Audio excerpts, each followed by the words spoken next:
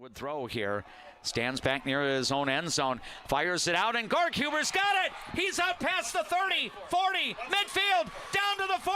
He could go all the way. Oh my goodness! This is 7 scoring run for Elk River. Now here's Mason Witt driving his way up. Helsher looking to attack, then it comes out to Riley Byer. Spin move off to Helsher. She'll shoot the 3 and scope. Take the kick here. Yeah, I think that's or is that Patrick Klecker. Oh, that's Klecker. Okay, yep, sorry. and his shot got deflected, and the follow-up is gone. State brings you the instant replay. And Alexandria is on the board here in minute number 66. The Alexandria Cardinals.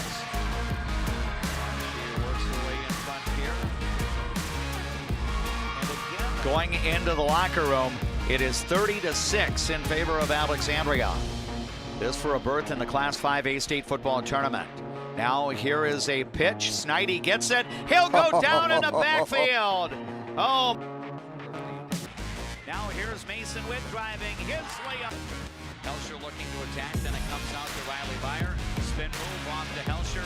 She'll shoot the 3 and scope. Take the kick here. Yeah, I think that's or is that Patrick Klecker. Oh, that's Klecker. Okay, yep, sorry. and his shot got deflected, and the follow-up is gone. State brings you the instant replay. And Alexandria is on the board here in minute number 66. The Alexandria Cardinals.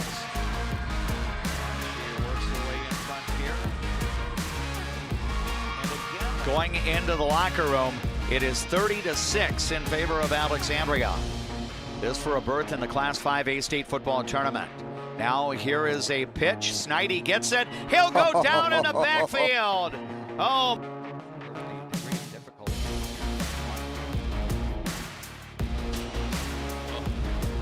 Yeah, that would outscore the Tech Tigers. Yeah, that's right. And so the Cardinals will get the second and third place. And it looks like in lane number 2, I think Victoria Davidson is our videographer tonight.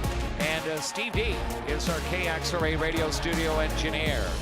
Now a muscle attempt, and now a turnover and a goal.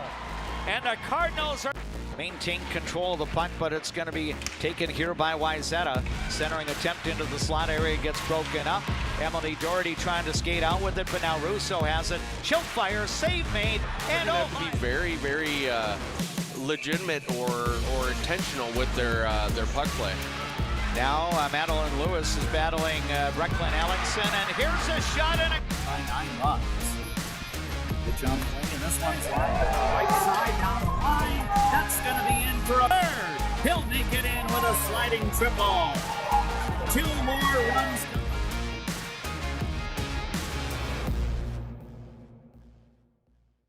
As well. This is our Juettner Motors pregame show prior to the play-by-play of today's matchup between Alexandria and Monticello. The pregame is being brought to you by Juettner Motors in Alexandria.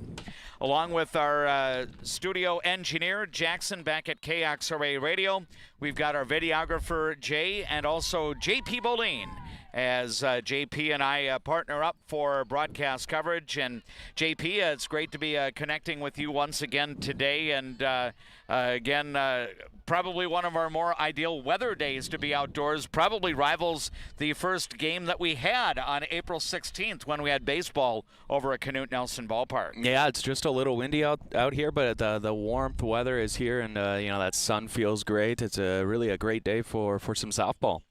I know that we've had the opportunity to see Alexandria a couple of times on the softball diamond this year. First game was rather lopsided. Second game really competitive. Ricori had to post a comeback as the defending state champions defeated the Cardinals a little more than a week ago.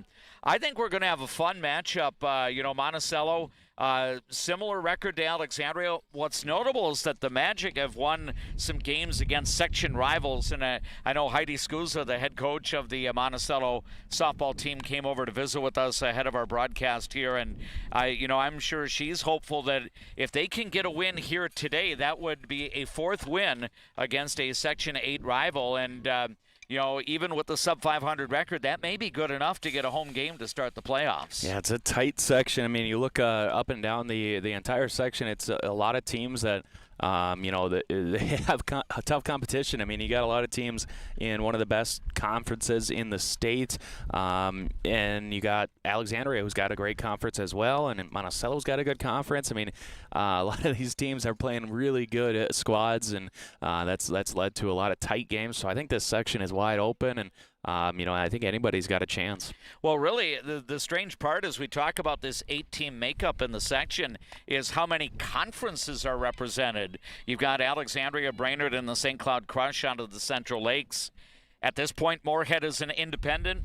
Bemidji is an independent, one final spring before the Lumberjacks come into the conference next year to be a common conference rival with Alexandria. But Monticello's in the Mississippi 8, Elk River's in the Northwest Suburban, and St. Michael Albertville's in the Lake Conference. So in some ways, being that these teams all have somewhat similar records, I think Moorhead probably has the most wins of any team in the section this year. It might be tough to decipher as to, how this will go 1 through 8. Yeah, it seems like one of those years where it's going to come down to every single regular season game, to the last regular season game, and I think it's going to be big for a team like Monticello. If they can get a win here today, that'll move them. It could be 1 or 2 spots. So it's really tight. It's just, big wins are going to come in big, and you're going to look back at maybe a game the first game of the year and say, if we would have won that, we could have got this seed. And so we'll see what happens. Yep, Alexandria is hosting Monticello. The Cardinals, I believe, have completed their infield-outfield already, and Monticello is doing that right now. We may get our game started a little bit in front of the 5 o'clock hour. I know we came on the air right at 4:30 with our Juettner Motors pregame show, but we're going to have a conversation straight ahead with Jackie Stifter, one of the co-coaches of the Alexandria Fast Pitch softball team. That interview is next as our Juettner Motors pregame show continues from the Alexandria Area High School Softball Complex on KXRA Radio with the live video streaming on the Voice of Alexandria YouTube channel. Now this, timeout. Who do you turn to if you or a loved one is experiencing a mental health crisis? We're here. Region 4 South Mobile Crisis Team will come to you by calling 701-364-0431. Enjoy life at the lake and work for a growing company that offers rewarding careers and cares about your well-being. Agard, we build cool machines and are hiring for multiple positions across the organization. Plus, no-cost health benefits for you and your family. Get great service at Alexandria Motors. Serving your family for generations and generations to come. Stop in for a great deal on your next vehicle. Alexandria Motors. One low price, plain and simple, always. Hi, I'm Dr. Emma. And I'm Dr. AJ.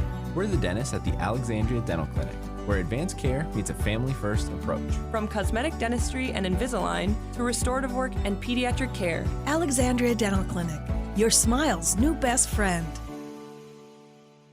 At ALP Utilities, we're proud to be a community-owned public power and water utility. That means local decisions, reliable service, and reinvesting in Alexandria. From classrooms to sidelines, we're proud to be a part of the moments that bring our community together. There is a man, an insurance man, located in the birthplace of America, where he is committed to helping you find the best coverage for your needs. Welcome. I'm Keith. When you think of insurance, think of Bill Marks, where we do the shopping for you.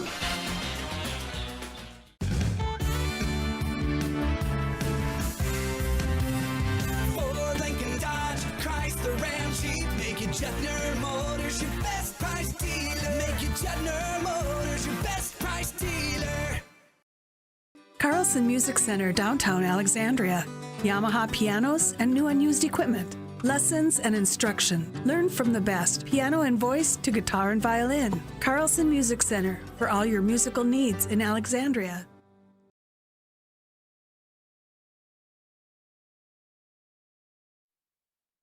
Welcome back to the Alexandria Area High School Fast Pitch Softball Complex with more of our Juettner Motors pregame show. We've got high school fast pitch softball on the way as the Alexandria Cardinals host the Monticello Magic.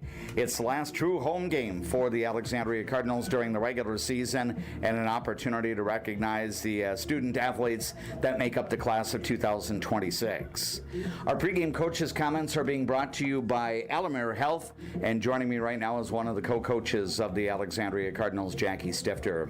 Jackie, I know that on Tuesday the team was here at home to face the Brainerd Warriors. I know that your kids were looking forward to that matchup. Of course, Brainerd has traditionally been a powerhouse not only in the conference, but the Warriors entered the year as the defending section champions. Kind of sounds like though your team did go 0-2, they really put together a great effort in the second game, nearly came back from, I think, a 6-run deficit. But what are some of the positives that you and Courtney and your coaching staff can take playing 2 games against the Warriors right before the playoffs? I think it's a matter of, seeing their pitchers. So they threw 1 pitcher against us, and I think that's kind of their number one. I think she's got a majority of their innings. So to see her multiple times is good for our hitters. Again, offensively, game 1, we didn't get a run across, but in game 2, we were able to score in multiple different innings. And so, again, I think our offense, if you look throughout the season, I think there's only been maybe 2 or 3 games where we haven't put a run across the plate. So, again, just knowing that we're an offensive threat is a positive that we can carry into this game today and then into sections next week. And I'm not certain if your team matches up against Brainerd if the same pitcher would throw, but I would be led to believe that pitcher that Brainerd did throw in the circle probably has logged the majority of the innings. What adjustments were your batters able to make later on in game 2? Because after all, your team, I think, had somewhere around 9-10 hits or so in that second game and scored 8 runs. Yeah, in game 2, we had better pitch selection. We were executing the plan that we had at the plate. Game 1, we did a little bit more chasing, hit more balls and strikes. So just having a little bit more discipline in game 2. Very good. I think Alexandria was able to throw a couple of pitchers that day. What did you see? I think, was it Emily and then Lauren that were your pitchers that day? Yeah, Emily and Lauren were our core group that day. As I said earlier in the season, it's going to take all of their arms. We'll see that a little bit potentially today as well. We have Lauren starting this circle. She's been pitching really well kind of this back half of the season. And I think all of our pitchers offer a slightly different look between their windup, their spin and speed. So, again, it's going to be a kind of a full staff effort moving forward. Jackie, I know that this is not the last game of the regular season today for Alexandria. It's the last one that you're going to play at home during the regular season. I know tomorrow the Cardinals are scheduled to go out to Morris to play some games from a tournament that got postponed back in April. Are you able to tell us a little bit about the teams that Alexandria has the opportunity to face on Saturday? Yeah, so on Saturday we'll face Morris, KMS, and then Grand Rapids. Just looking at last year, Grand Rapids, we went extra innings with them. KMS always has a really nice program. And then Morris we see when we go in our summer league, and we know they have a dominant pitcher in the circle. So, again, we're going to have 3 really nice opponents going into that section play, so it'll be a good day for us.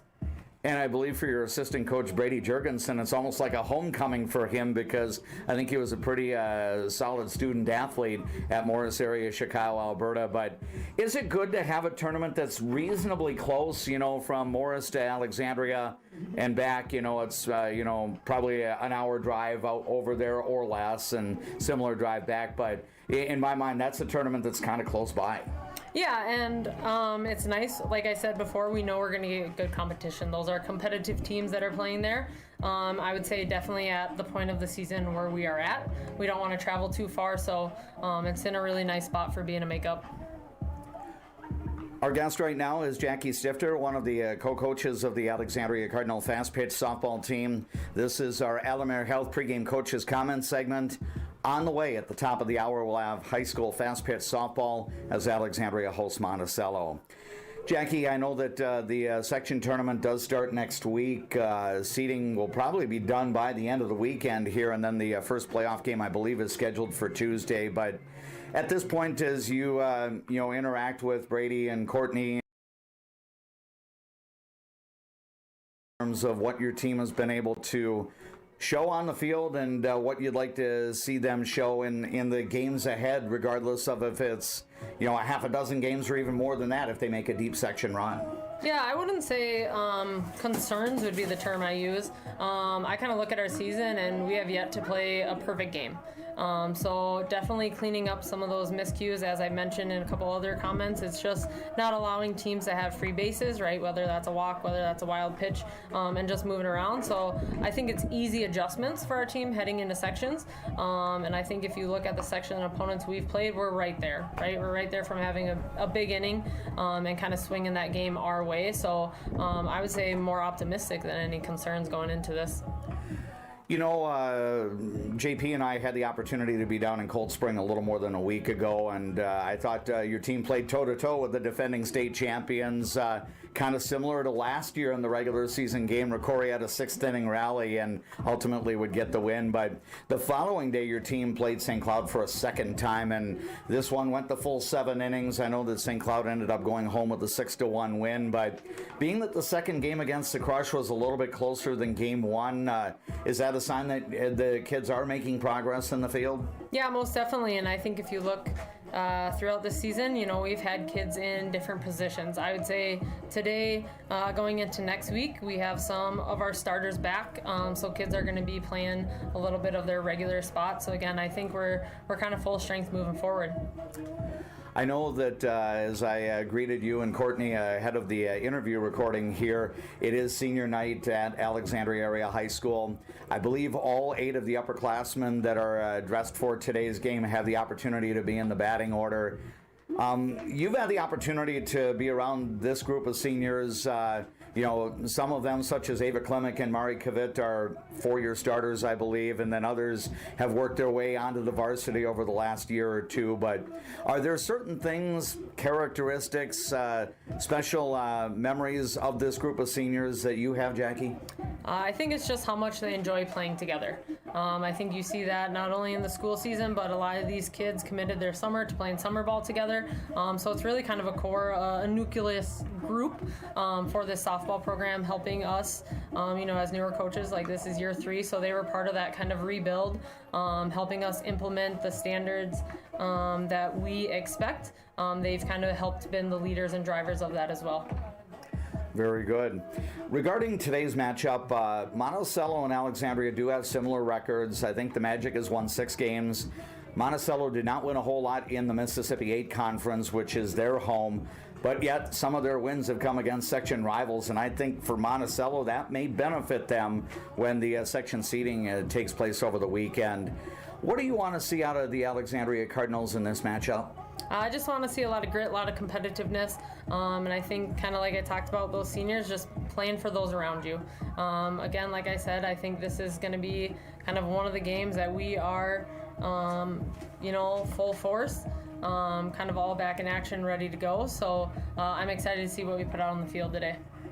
It's interesting, Jackie, because Monticello is also a newcomer into this section, as is Alexandria.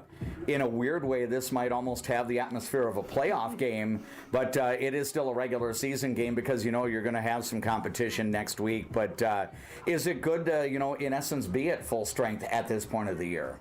Yeah, I think this is a great point. Like I said, I think our best softball is ahead of us, and that starts today. Very good. Jackie, best wishes to you and the Alexandria Cardinals. Good luck not only tonight against Monticello, but also this weekend in Morris. I know JP and I will be tagging along for how many ever section games your kids play. I think they played 4 last year. It'd be fun to, have a deep postseason run like that. But first things first, good luck to you and the kids on senior day. Thank you. Go Cards. There is Jackie Stifter, one of the co-coaches of the Alexandria Cardinals fast-pitch softball team. Our thanks to Alamere Health for being the presenting sponsor of our pregame Coaches Comments feature. And it is included as part of our pregame show presented to you by Juettner Motors in Alexandria. Juettner Motors will also be sponsoring the postgame report following our play-by-play. We are just minutes away from getting the senior night game underway. 8 members of the Alexandria Fast Pitch softball team are being recognized for being part of the class of 2026. Ironically, all 8 are in the batting order today. Thanks again to Juettner Motors for being the sponsor of our pregame show. A timeout is straight ahead on our latent media platforms, and then we're back with the introduction of the lineups and the play-by-play of Alexandria Fast Pitch Softball after we enjoy these words on KXRA Radio and the Voice of Alexandria streaming channel on YouTube. I'm a nurse at heart. I went into this to take care of other people. What we say as nurses and as teammates matters here. Come on over, you'll love it. You will get to experience so many things and help many people. Casa Jalisco. Take a trip south of the border to a place where you can savor the flavors of authentic Mexican cuisine. Casa Jalisco offers a true taste of Mexico without the airfare. Casa Jalisco, your Mexican getaway in downtown Alexandria. Where you start today is not where you'll finish tomorrow. At Alexandria College, we know you have big plans for the future. Find your calling and be a legend. Cardinals fans, did you know that Cenex Midtown Express has a gas pump designated to support Alexandria Public Schools? For each gallon purchased, 2 cents will be donated to the schools. Pump up your pride at Cenex, your local hometown choice in Alexandria and Garfield. Owned by the community, supporting the community. Hi, Carl Qualley with Qualley Real Estate. Our business approach is based on what we call the 4 E's: experience, expertise, ethics, and energy. Qualities that led us to be voted best real estate company 3 years in a row. Find your real estate coach at Qualley Real Estate, where we protect your money. Being locally owned here at the Culvers of Alexandria, Charles Johnson and myself, John Loomis, are very proud to be a part of the community. We enjoy the time we get to spend here, the memories we've made, and we're excited to see you after the game when you need to refuel. Go Cardinals! A broken tooth? Fixed in one appointment? Yes, we do that at Dental Health Associates with our CEREC crowns. We'll fix your tooth in one appointment, which means less time off work, less time away from your family, and more convenience for you. You're in and out in one visit. Better water starts with EcoWater. Get started today and discover EcoWater's products and expertise for the perfect solution. Visit WeFixWaterMN.com with offices in Alexandria, Fergus Falls, Glenwood, and Morris. From the Alexandria Area High School Fast Pitch Softball Complex, Cardinal Softball is on the air. We welcome you to our broadcast coverage, whether you're watching on the Voice of Alexandria YouTube channel or you're joining us through the traditional method on the radio. 1490 AM, 100.3 FM or 105.7 FM KXRA, and we also have the audio through the Voice of Alexandria app. We thank all of the boosters of our Alexandria Cardinal sports coverage helping to bring you our broadcast today. We've got Jackson as our KXRA studio engineer. Jay is with us to do the live videography work for our YouTube channel. And JP Boline joins myself, Dave McClurg, for the broadcast. It's Monticello versus Alexandria. Last regular season home game for the Alexandria Cardinals and an opportunity to recognize the 8 seniors. And it's interesting to note, every one of them is in the batting order today. We're going to take an opportunity here to introduce the lineups for the teams. The introduction of the starting lineup brought to you by Alamere Health. It's better here. First of all, we will introduce the starting batting order for the Monticello Magic, which wrapped up the Mississippi 8 schedule with a record of 1-10. Out of the conference, though, Monticello's been a different team as the Magic has won 5 of 6 games outside of Mississippi 8 play. And so far, 3 of those wins have come against teams in Section 8, as Monticello has wins against the likes of St. Cloud and Moorhead among their section victories so far. The lineup for the Magic will have second baseman Kiana Pegues leading off. She'll be followed by the shortstop Maggie Benton. Batting third and playing in center field, Taylor Marcus. The cleanup batter is the pitcher for Monticello today, Paige Flanagan. Batting fifth and doing the catching today, Cam Dalkey. Batting sixth for Monticello, the third baseman, Payson Wiley. Batting seventh, the right fielder, Addie Hoff. Batting eighth, the first baseman, Kylie Jensen. And batting ninth for Monticello today, the left fielder, Jaden Ordorf. Again, the batting order for Monticello, presently at 6-11 on the year. Kiana Pegues, Maggie Benton, Taylor Marcus, Paige Flanagan, Cam Dalkey, Payson Wiley, Addie Hoff, Kylie Jensen, and Jaden Ordorf. Let's take an opportunity to introduce the Alexandria Health batting order and starting lineup for the Alexandria Cardinals under the coaching tutelage of Courtney Richardson and Jackie Stifter. The leadoff batter will be the second baseman, Mari Kavett, a senior being recognized before today's game. Batting second, the center fielder, also a senior, Addie Johnson. Batting third, back in the batting order today, starting at shortstop, senior Ava Klemek. The cleanup hitter for Alexandria is the one underclassman in the batting order. That is junior left fielder Greta Kelly. Batting fifth, the starting pitcher today, senior Lauren Getch. Batting sixth, the third baseman, senior Brooklyn McPhail. Batting seventh, playing at first base defensively, senior Gabby Rassett. Batting eighth, the starting right fielder, class of 2026, senior Ava Staples. And rounding out the batting order today for Alexandria is the catcher, also a member of the class of 2026, senior Anna Johnson. Again, 8 seniors and 1 junior in the batting order for Alexandria today. The Alexandria Health batting order does have Mari Kavett, Addie Johnson, Ava Klemek, Greta Kelly, Lauren Getch, Brooklyn McPhail, Gabby Rassett, Ava Staples, and Anna Johnson. Alexandria wrapped up conference play with a final league record of 4-7. Alexandria's overall record stands at 4-10. Again, our thanks to Alexandria Health for being the presenting sponsor of the lineups, and in this case, the batting orders for today's game.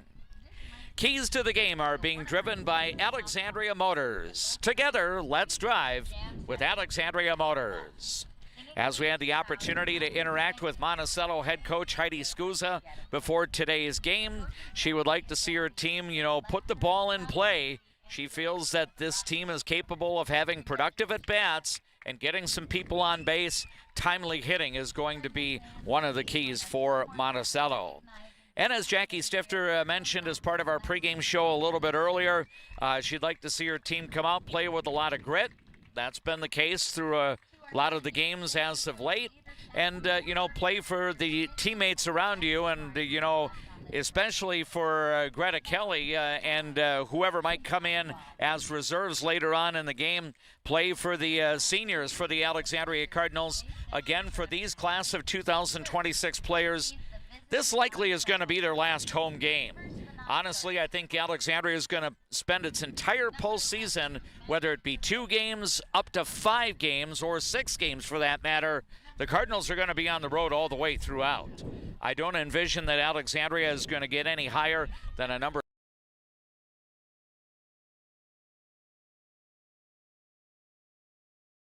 week. Keys to the game driven by Alexandria Motors. Together, let's drive with Alexandria Motors. This is People Radio, KXRA Alexandria, 1490 AM, 100.3 FM, 105.7 FM. We have audio through the Voice of Alexandria app. And if you're joining us via the Voice of Alexandria YouTube channel, welcome, welcome. There you get the live video stream with the KXRA radio play-by-play. Along with JP Boline, I am D-Mac Dave McClurg. And JP, I know next week you and I will be following the Alexandria softball team on the road. This year, I guess you get to do the duty of helping out with the video work because we'll work with Administrative Region 8AA and we'll have live video of our postseason games. I know that was a little bit different last spring when we were doing radio only. Yeah, it'll be fun to be able to, showcase a lot of the great athletes that are in this section. So it's going to be a lot of fun. Yep, and the section tournament is slated to begin with first-round games, quarterfinal games on Tuesday. Now, that is weather permitting. The longer-term forecast is indicating some bumpy weather on Sunday, Monday. Some of that may carry over into Tuesday as well. Now, Monday's not a competition day for any of the section softball teams because they'll be getting ready for the playoffs. I believe Alexandria's first game will either be a 4 o'clock game on Tuesday or a 4:30 game on Tuesday on the road. We don't know where that's going to be. The section teams include Moorhead, Bemidji, Brainerd, St. Cloud, along with Alexandria, Elk River, Monticello, and St. Michael Albertville. As you watch today's game on the Voice of Alexandria YouTube channel, the color schemes for both schools are quite similar, red and black. Monticello is going to be wearing the red jersey tops, the red pants with the black socks. Alexandria is going to be wearing the white jersey tops with the red pants.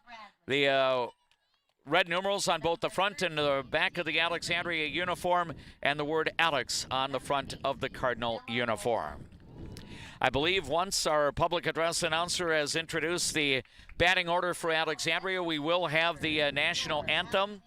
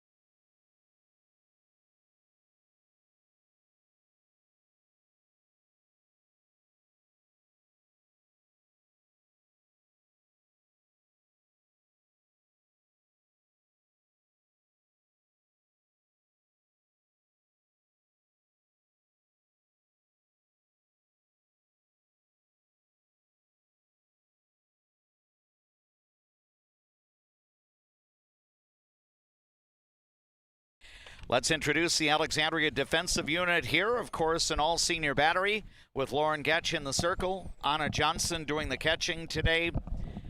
All seniors around the infield with Gabby Rassett at first. The starting second baseman is Mari Kavit, really her natural position for Alexandria. Good to see Ava Klimek back on the field as the shortstop for the Cardinals, and Brooklyn McPhail, very reliable over at the hot corner for Alexandria. Junior Greta Kelly is in left field today for the Cardinals. And then the other two outfielders are seniors. You've got Ava Staples in right field, and Addie Johnson is in center field. We welcome you to our broadcast today. Nice crowd on hand. Sunscreen, a good thing to have on a afternoon where high clouds filter through, but it's good that the sunscreen was brought along, for the necessary usage.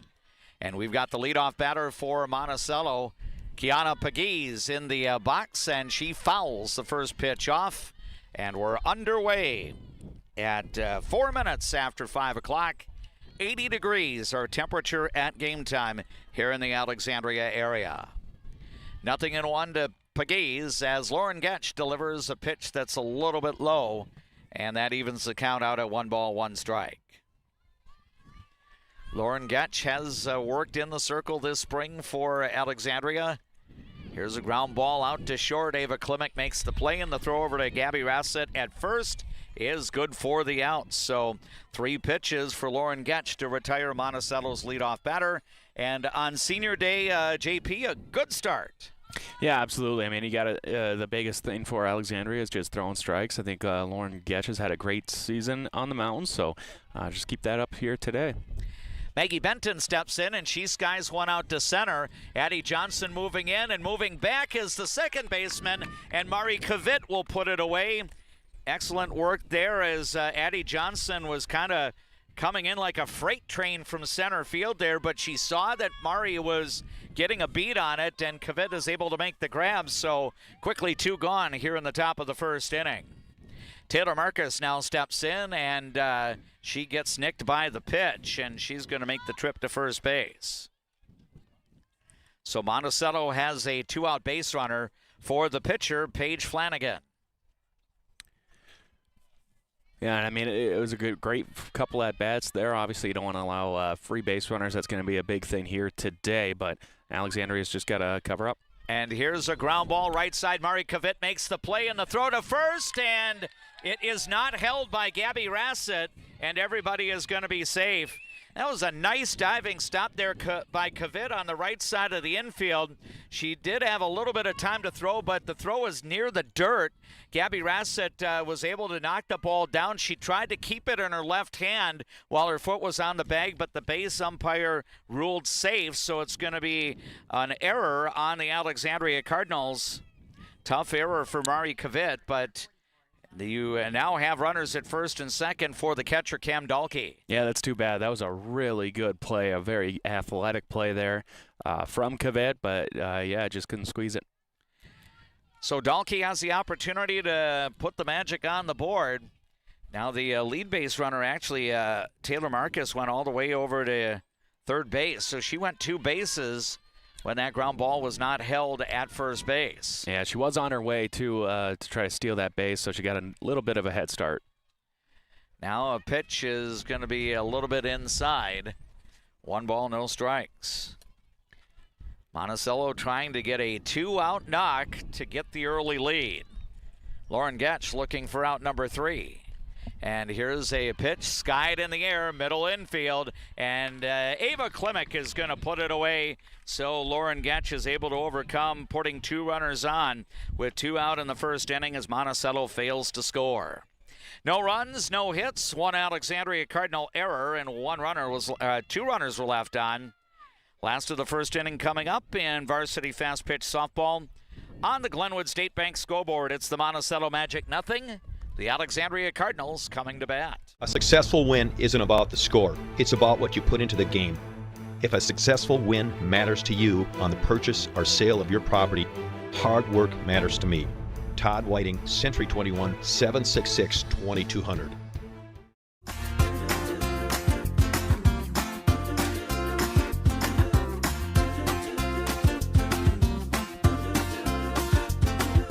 Fresh, family, locally loved.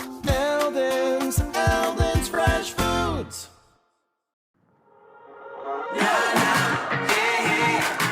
It's the right time for a getaway. It's the right time for a getaway. Welcome to Fat Daddy's Bar and Grill. You can count on great food, over 30 beers on tap, and a creative drink menu. Come join us today at Fat Daddy's Bar and Grill in Alexandria. Good service, good friends, and a great place to eat.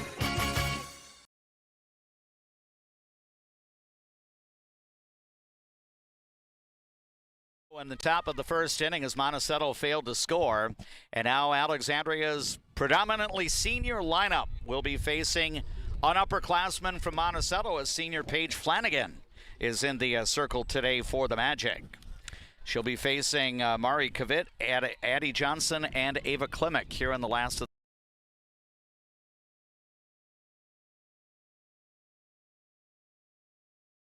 kind of ho-hum, hold the team off the scoreboard. But, Alexandria had the potential of yielding some unearned runs in the first inning there, but good that Lauren Getch was able to work out of it.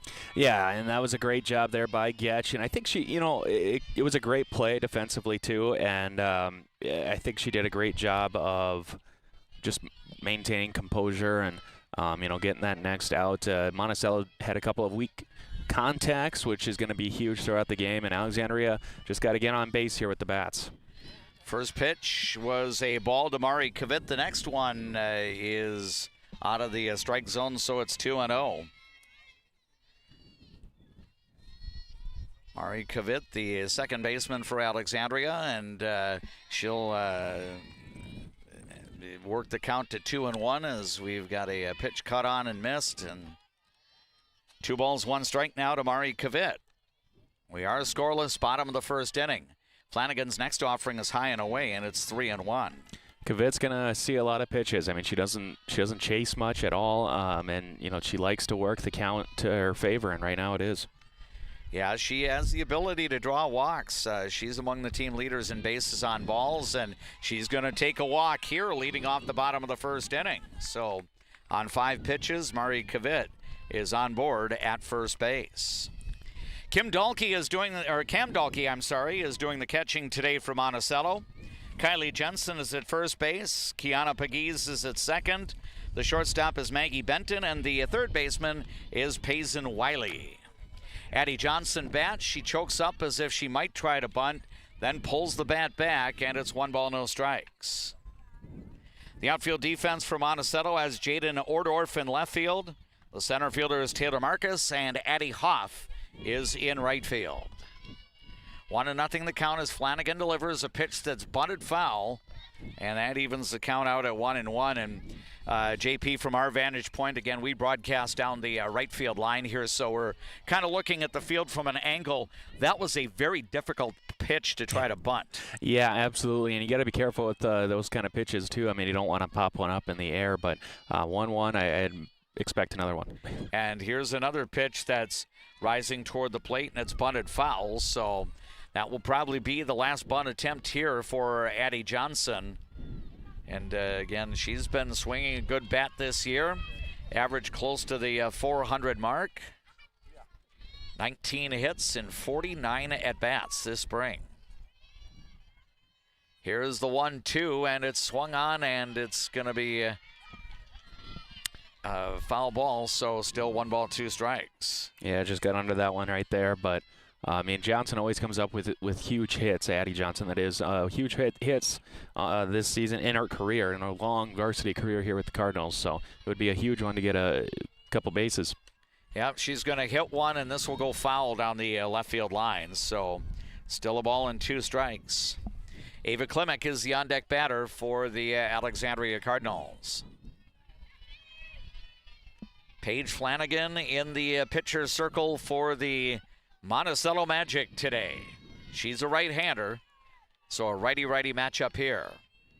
Another 1-2 pitch, and that's an off-speed delivery that stays out of the strike zone, and it's 2-2. And JP, Addie Johnson's turning this into a quality at-bat. It's going to be at least a 7-pitch plate appearance. Yeah, they're seeing a lot of pitches here in the first couple of at-bats, and that's going to be huge because, I mean, you see more pitches, the more you're going to be able to see the ball and hit the ball. And here's a pitch skied in the air out to left field. Now it's dropping quickly, and the ball's going to be in play. There's going to be a throw to second, but it's too late. That one ticked off the glove of Ordorf in left field, so it became a live ball once it hit the turf. Kavit had to hustle into second base because she was thinking the ball would be caught. And Addie Johnson is going to reach. And they have ruled that a base hit, so a sinking liner out to left field, and Addie Johnson is on first with a single. First and second, nobody out for Ava Klimek. Now she chokes up as if she might try to bunt, and it's a strike. 0-1 the count. Yeah, and this is a huge opportunity for Alexandria. You got a free base, and then you got I would say a lucky bounce there too. Maybe the wind knocked that down pretty fast, but you're threatening here, and you just got to get a big hit or load the bases. Now a slow roller, and this will go foul. So after Klimek choked up to bunt on pitch one, it was a strike, and then she grounds one foul, so it's 0-2. Ava Klimek, 10 hits and 25 at-bats this spring. Her average is at 400. Now she swings and skies one down the left field line, but this is going to go foul up against the base of the wall. Had some pretty good distance. Fly balls that are hit to left field today may hook a little bit as the wind is blowing from right field toward the field of play. Yeah, it's one of those days where an ordinary pop-up or fly ball it's not going to be very easy. So it's a good day to get the ball in the air. Again, 2 strikes to count to Ava Klimek. Next pitch is swung on and missed, and Klemek's down on strikes. So big strikeout there for Paige Flanagan to get the first out of the bottom of the first inning. We have no score. Glenwood State Bank brings you our scoreboard updates. Now left fielder Greta Kelly will step in. The one member of the class of 2027 in the batting order today. She swings and hits one to left field, a long way back, and it's gone! First pitch swinging, Greta Kelly touches them all. A 3-run home run for Kelly to score. Mari Kavit and Addie Johnson out in front, and Alexandria with one swing of the bat takes a 3-0 lead. Yeah, and I was just going to say, she has a lot of power, and she comes up huge right there, and what a swing and what an at-bat there for Kelly. She didn't have to see many pitches, only one, so a great way for Alexandria to start this game. Yeah, and ironically, that is the 3rd homer this spring for the junior Greta Kelly. And it is 3-0 for Alexandria, and always good to get those home runs when you got people on base. And Alexandria is working with a good lead now, and I think this has got to feel good here. So just got to keep the bats cleaning, keep the bats hot, and then get the fielding cleaning. So first pitch to Lauren Getch is inside. It's 1 ball, no strikes. The windup by Flanagan. Next pitch on the way, and this one's lined to the right side foul, evening the count out at 1-1. So the top part of the Alexandria order has been productive here in the bottom of the first inning as the Cardinals jump to a 3-0 advantage. 1 ball, 1 strike to the pitcher, Lauren Getch. Flanagan's next offering is swung on, skied out into left field. Drifting over is Ordorf, about maybe 10-15 feet off the line, and she'll make the grab. So Getch did put it in play, but she's retired on a fly to left. And that will bring up the third baseman for the Alexandria Cardinals, Brooklyn McPhail. A good swing there, got good contact, but just got under it a little bit. But another really good hitter here for Alexandria, somebody with a little power too, so McPhail up. First offering sails above the strike zone, and it's 1 ball, no strikes. Alexandria 3, Monticello no score as we play the bottom of the first inning at the Alexandria Area High School Fast Pitch Softball Complex. D-Mac and JP Boline bringing you the play-by-play. Here's a pitch that's out of the strike zone, and it's 2-0. Brooklyn McPhail with 7 hits this spring. Again, she has the ability to knock in runners, but right now she bats with nobody on board.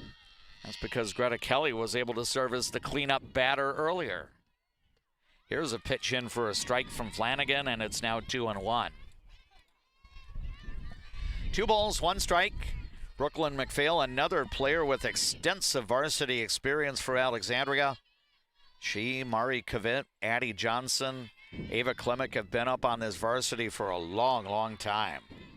Tough to believe that basically 4 years on varsity has gone by, but that's the case for these seniors who have basically been able to play all 3 years for coaches Courtney Richardson and Jackie Stifter, and then also were able to play for a different coach earlier, being Britt Brusick. Now we've got a bouncer back to the circle, and the pitcher Flanagan will make the play. Throw to first, retires McPhail, and that's all. But Alexandria gets on the board. 3 runs, 2 hits, no Monticello errors, and nobody left on base. We'll head to the second inning in varsity fast pitch softball. Your numbers on the Glenwood State Bank scoreboard. It's Alexandria 3, Monticello nothing. Why do I bank at First Western? Easy. They take care of their customers. First Western. You can bank on us. Dentistry at the Center knows all about busy schedules, and that's one of the best things about having 3 dentists. We have more appointment times available, so we can see you sooner. So, for dentist appointments to fit your schedule better, come see the friendly folks at Dentistry at the Center. When you want your closing to go as smooth as possible, ask for Integrity Title. We may be a bit obsessed about our jobs and the details that go into it, but that's what makes us such a good choice for your real estate closing. Ask for Integrity Title, the title closing geeks. Hi, I'm Mark Lee from Mark Lee Excavating and Asphalt and Paving. I'm looking for people who have experience and are willing to work hard. For those that do, you can earn up to 6 figures working for my company. Give me a call and visit my website, because we're hiring and we want to talk to you about your next career with us. Monticello third baseman Payson Wiley, if he fouls off the first pitch, it's 1 strike. Lauren Getch in the circle for Alexandria, now given a 3-run lead to work with as we play the second inning. Payson Wiley, Addie Hoff, and Kylie Jensen are the scheduled batters for the Monticello Magic. Monticello coming in at 6-11 on the year. Here's a roller hit to the left side, fielded by the shortstop Ava Klimek. Throw over to Gabby Rassett at first is good for the out. And there's 1 away. Really good play there. Ava Klimek, she's been on varsity for 4 years, 5 years now, so she's an incredible fielder, so it's good to have her back at shortstop, and another good play there. So 1 gone as Ava Klimek has now handled her 2 chances cleanly. Here's a strike to Addie Hoff, and it's 0-1. Hoff, the right fielder for Monticello. The windup by Lauren Getch. Next pitch on the way, and that sails high and outside. A ball and a strike. Getch was able to get a couple of pop-outs and a ground out in the first inning. Now a ground out to begin the second. Here's a pitch swung on and missed. That one a little bit of rise as it was coming to the plate. So it's 1-2 now to Hoff. The windup by Getch. Next pitch on the way, and that's fouled back to the screen. 1 ball, 2 strikes. For those of you anticipating on KXRA Radio, the 5 o'clock news hour, that's being preempted today as we bring you broadcast coverage of fast pitch softball. Alexandria versus Monticello, live from the Alexandria Area High School Softball Complex. Along with JP Boline, I am D-Mac Dave McClurg. We have Jackson as our KXRA Radio studio engineer. 2 balls, 2 strikes. Now the count to Addie Hoff. Next pitch fouled back, and it's still 2-2. And Getch, I mean, she throws hard, so when she does slow it down, it tricks up batters. But Monticello hasn't had a whole lot of hard contact on her so far, first time through the lineup. Yep, still 2-2 to Addie Hoff. Next pitch from Getch is swung on, and that's lined to left, and it's going to be a base hit. And now the ball is thrown wildly back to the infield, and it's going to go out of play. And so you're going to have a hit and an error there. Greta Kelly decided to send it back toward first base, and I think the best thing there is just relay that ball back to the pitcher, and so it'll be a hit and an error. Runner at second with 1 out. Yeah, just got to get it back to the cutoff there. There's no reason to, throw it high. I don't know if it was just, a missed throw, but yeah, then now Monticello is threatening. Kylie Jensen, the batter, and she swings and misses. It's 1 strike. Jensen hitting 8th in the Magic order. She is the Monticello first baseman today. Wind up by Getch. Next pitch is bounced back to the circle. Getch fields, throw to first, records the out there. It was interesting, JP. Lauren was looking that base runner as Addie Hoff was able to make it to third base, getting 2 bases on the overthrow back to the infield, and Getch did a nice job holding that runner close to third. Yeah, very good job, and made an accurate throw to first, too, and made sure that she was not trying to sneak home. And now we got a liner to right field. This will go foul. Coming over into our direction on the fair side of the fence. We are broadcasting beyond the chain link fence, out of play. Yeah, might have caught a break there. Just went foul. That would have scored the run, but 1 strike here to Jaden Ordorf, the Monticello left fielder. Now we've got another foul ball, and it's quickly 0-2. Getch has yet to strike anybody out. She has not walked anybody to this point. She did hit 1 batter last inning. The Magic with a runner at third, that being Addie Hoff with 2 gone. Here's the next pitch, fouled back, and it's still 2 strikes. Well, D-Mac, I already put a jinx out there, not saying that there was any hard contact, so maybe you got one here with a strikeout. Yes. I don't know if the D-Mac jinx will work in. We do know that a JP jinx is possible. Here's a pitch that sails high. Good work by Anna Johnson to make sure that that ball doesn't go to the backstop. Now, there's not a lot of space behind home plate for a ball that gets away, but one in the dirt, well, you don't have to worry here because we have a strikeout. I may continue that thought later on in the ball game, but Lauren Getch able to work out of the second inning, getting another 0 up on the board. No runs, 1 hit, 1 Alexandria Cardinal error, and 1 left on board. Through an inning and a half in varsity fast pitch softball on Senior Day 2026 in Alexandria. The Glenwood State Bank scoreboard has the Cardinals leading Monticello 3-0. Life can sometimes feel like you're navigating through construction. You hit a detour, run out of gas, or you're going the wrong way on a one-way street. But Lakeland Mental Health Center is here to help you get back to the right path. Visit lmhc.org. Help today for a better tomorrow.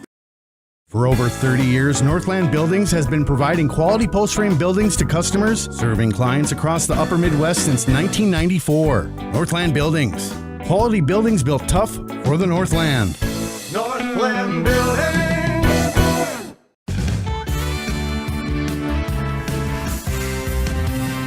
Ford, Lincoln, Dodge, Chrysler, Ram, Jeep. Make it Juettner Motors your best price dealer. Make it Juettner Motors your best price dealer.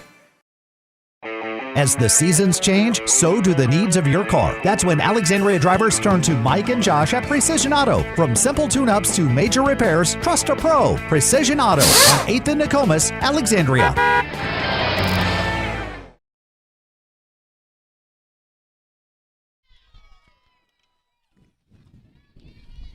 Welcome back to our broadcast coverage of high school fast pitch softball.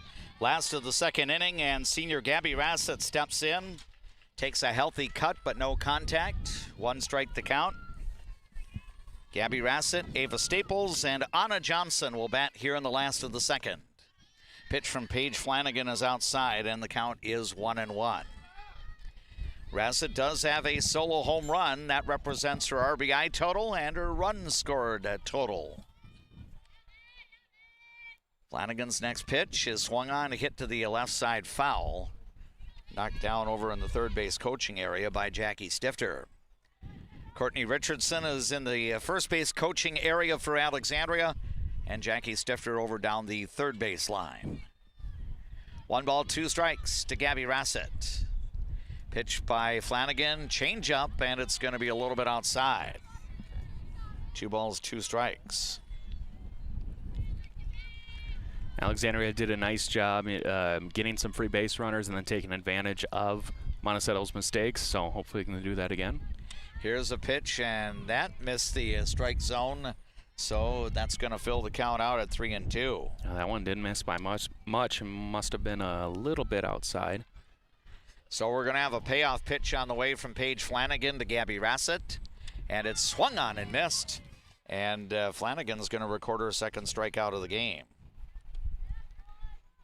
So one gone in the Alexandria second with the Cardinals up by 3. Right fielder Ava Staples will step in now. Good to see her in the starting lineup as the Cardinals right fielder today. Wind up by Flanagan, first pitch, a little bit outside. 1 ball, no strikes.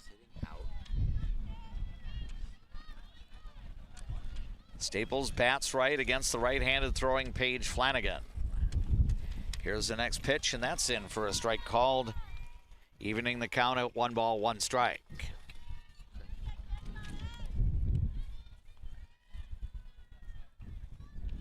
Nobody on base, 1 gone in the second.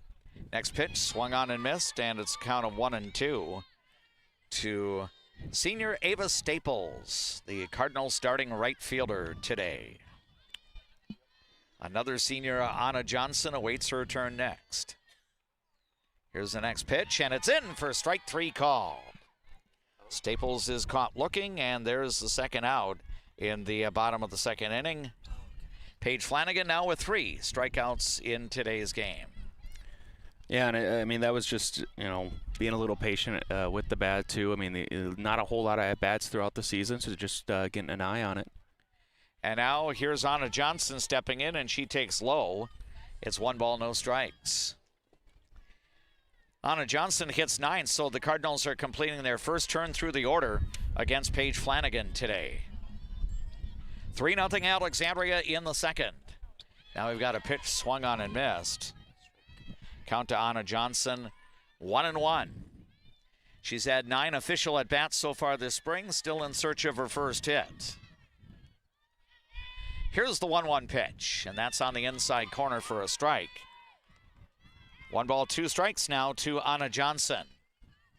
Flanagan looking to get a 3-up, 3-down inning here after yielding 3 in the bottom of the first. Next pitch, a swing and a miss, and it not only becomes 3-up, 3-down, but all by strikeout. So Alexandria does nothing in the bottom of the second. We'll head to inning number 3 in varsity fast pitch softball. Your numbers on the Glenwood State Bank scoreboard. It's Alexandria 3, Monticello, no score. Hi, this is Bob with the North Side Collision Center. Having your vehicle's collision repair fixed can be a hassle and inconvenient. That's why people call us at North Side Collision Center. 763-3224. Northside Collision. What's your number? We've driven 57 miles 6 times for a great deal at Quality Toyota. Quality Toyota. From your first home to a growing family, life keeps moving. Hi, I'm Sarah Iverson with State Farm Insurance. Every change means something new to protect. Let's start a conversation today about your peace of mind, because like a good neighbor, Sarah Iverson will be there. Who do you turn to if you or a loved one is experiencing a mental health crisis?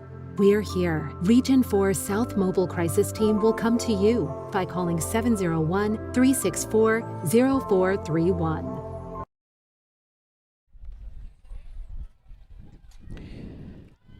Through 2 innings of varsity fast pitch softball, Alexandria 3 runs, 3 hits, 2 errors, nobody left on base.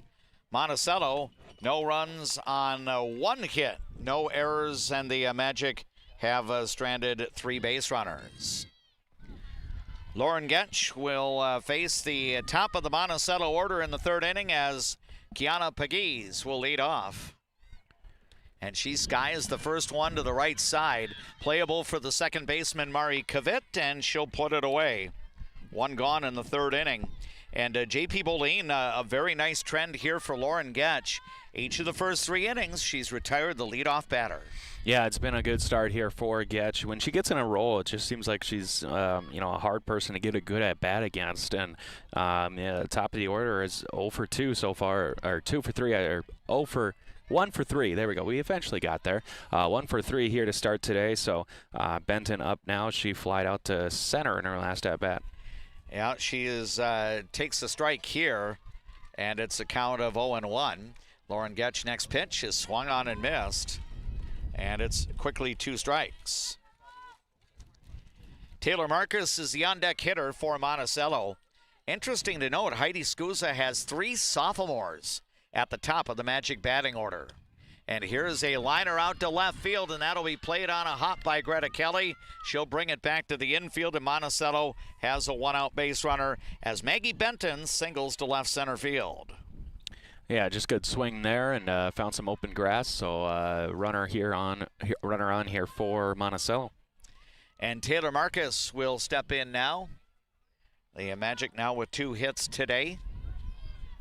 Marcus got hit by a Lauren Getch pitch in the opening inning.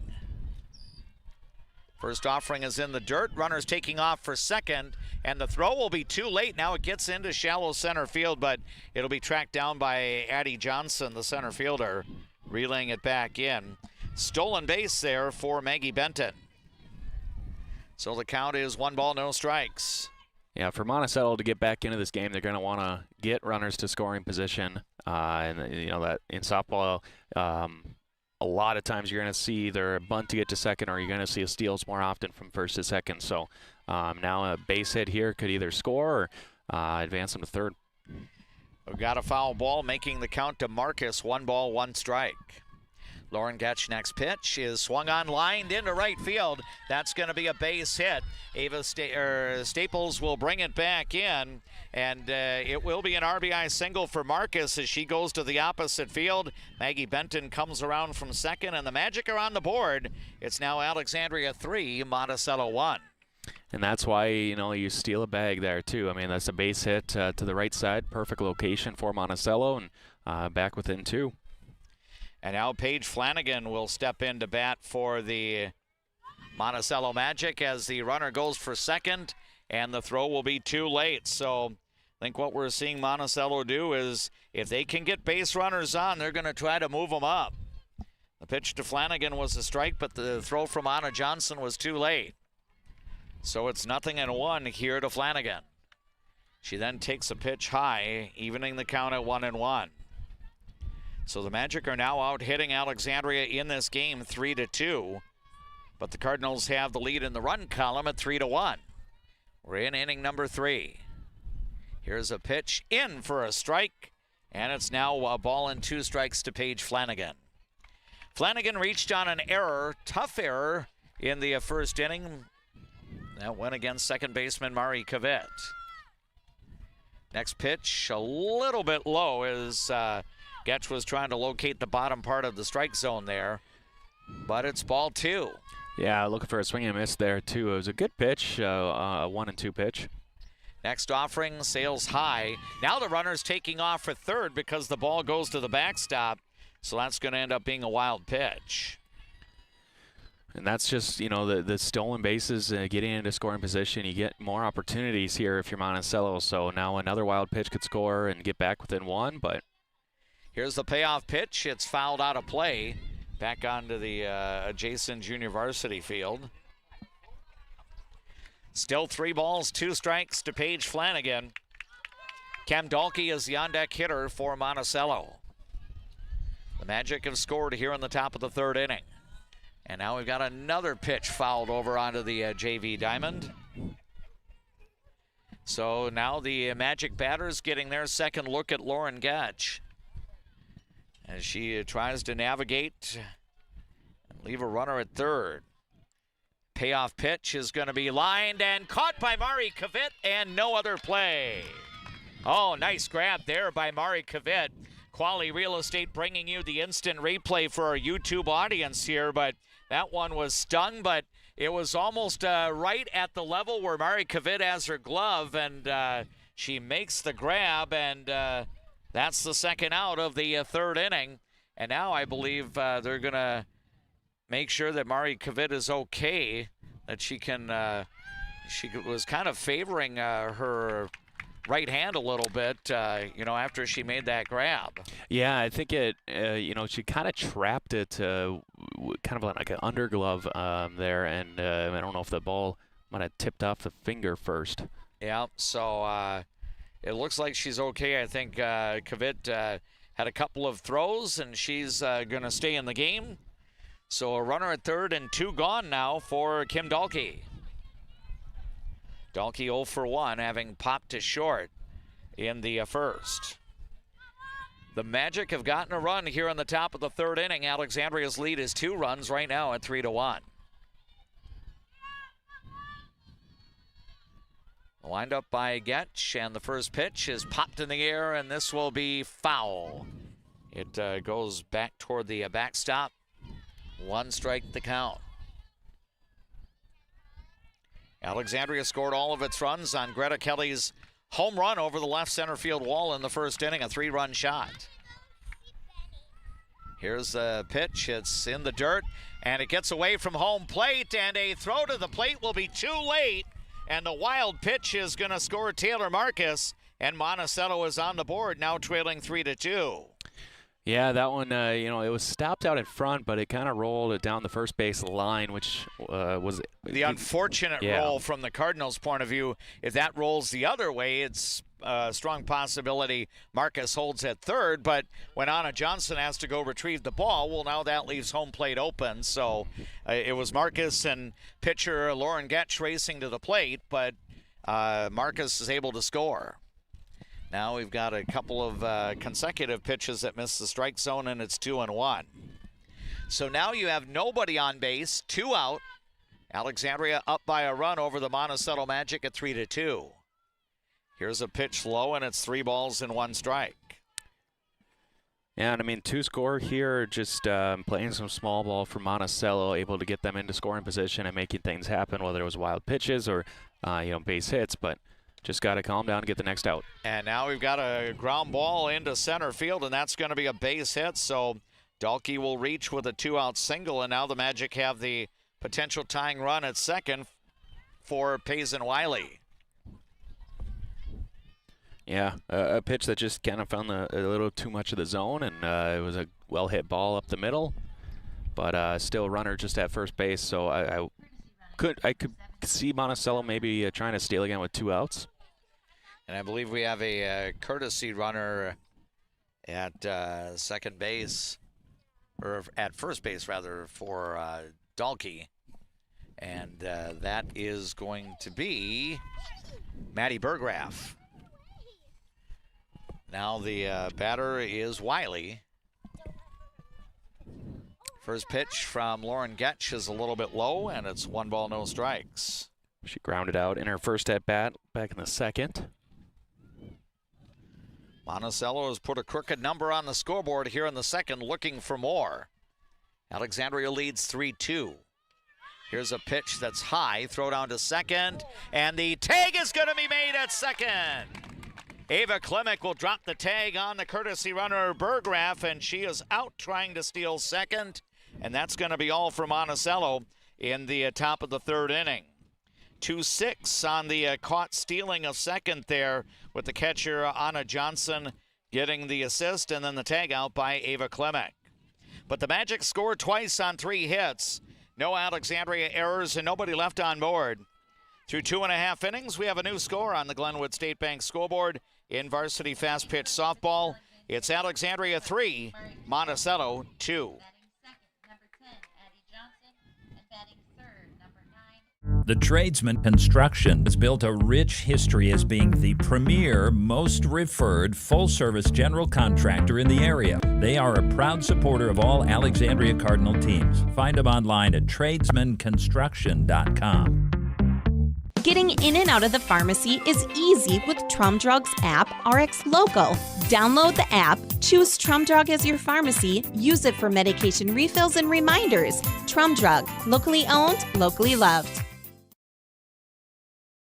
I just get a great satisfaction when I hear the relief in a customer's voice that they've been helped. They always feel it's an inconvenience when they call us. It's like, it's never an inconvenience. We love helping our customers. At Viking Bank, we're invested in your journey. I see generations who are passionate about what they did. I hope that I can leave a legacy of compassion for people and love for family and friends. The order in the bottom of the third inning for the Alexandria Cardinals, who lead Monticello 3-2. Mari Kavit will be the leadoff hitter, and she takes low for ball 1. Kavit, Addie Johnson, and Ava Klimek are the scheduled batters against Monticello's senior right-hander Paige Flanagan. Kavit drew a walk in the first inning. She grounds one foul left side, and it's 1-1. As we were discussing during the break, JP, I think will make the throw by Anna Johnson to cut down a base stealer. Our Culver's play of the game today. Yeah, I mean, it ended a longer inning for Alexandria, and they had 2 stolen bases in the inning too. So good rebound there, and great play.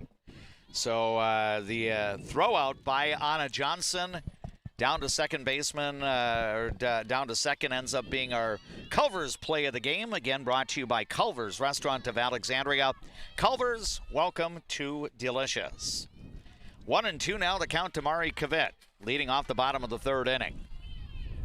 Here's the next pitch. A swing and a miss on a drop ball, and then the tag is made by the Magic catcher Cam Dalkey, and there's one away. Yeah, that was a really good pitch. She had 2 higher strikes and 2 higher fastballs, and then a slow breaking ball there that just tricked Kavit. So 1 down, and Paige Flanagan on a bit of a roll here as she has struck out 4 consecutive batters. Addie Johnson will try to change that here. She swings and misses, or actually a foul ball. So 1 strike to count. Once we wrap up the bottom of the third inning, we'll move into our mid-game report, presented to you by Eldon's Fresh Foods in Alexandria. We do the Eldon's mid-game report following the completion of the third inning for each high school baseball and fast-pitch softball game. Here's a pitch that is a little bit out of the strike zone, and the count is now even at 1-1. Alexandria has 2 hits, but one of those was a biggie, a Greta Kelly 3-run homer in the bottom of the first. 1-1 the count here to Addie Johnson, and she swings, grounds one off the glove, but it's going to be a foul ball, I believe.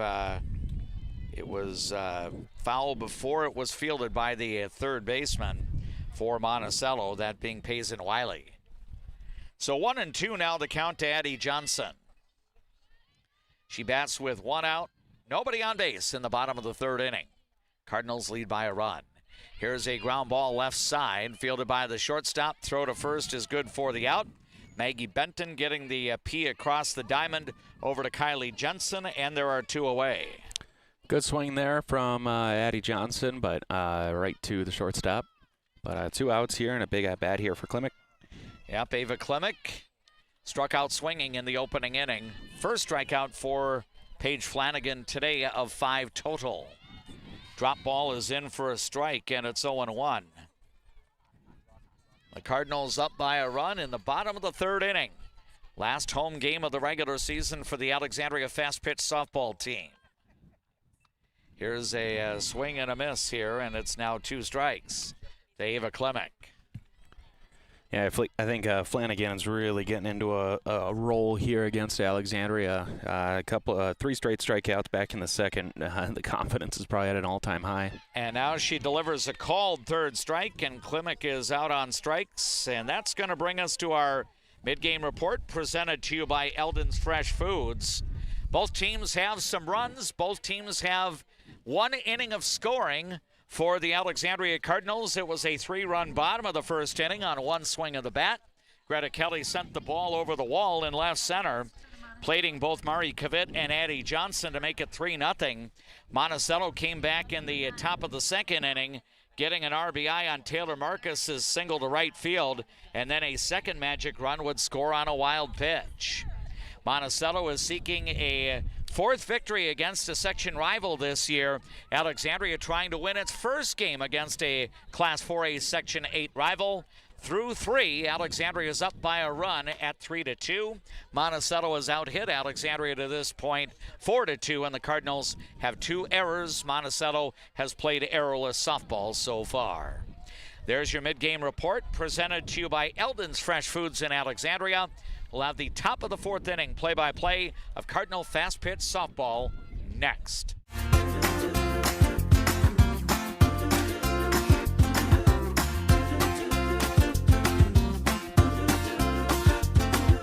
Fresh, family, locally loved. Eldon's Fresh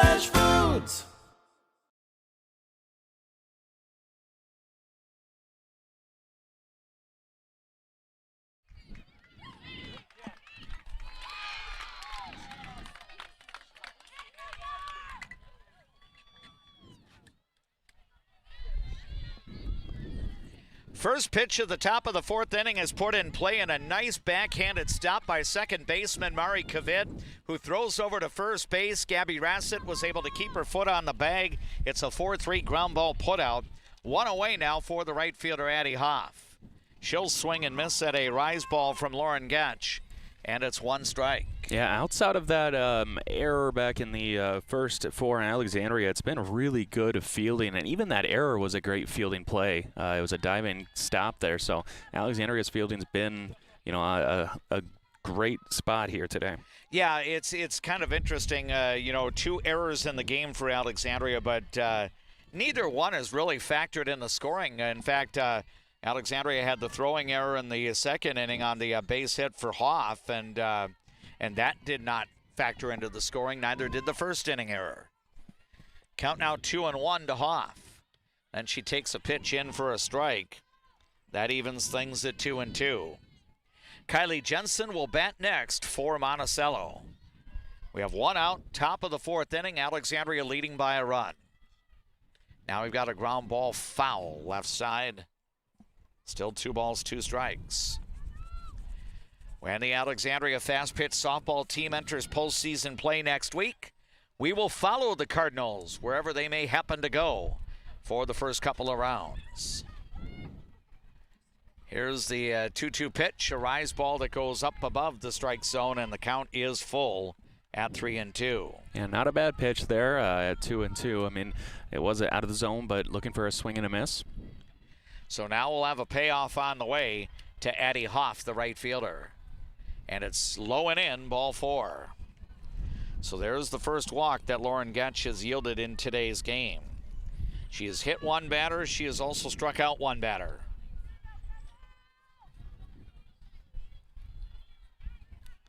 And now the hitter for the Monticello Magic will be first baseman Kylie Jensen. She takes a pitch for a strike, and it's 0-1.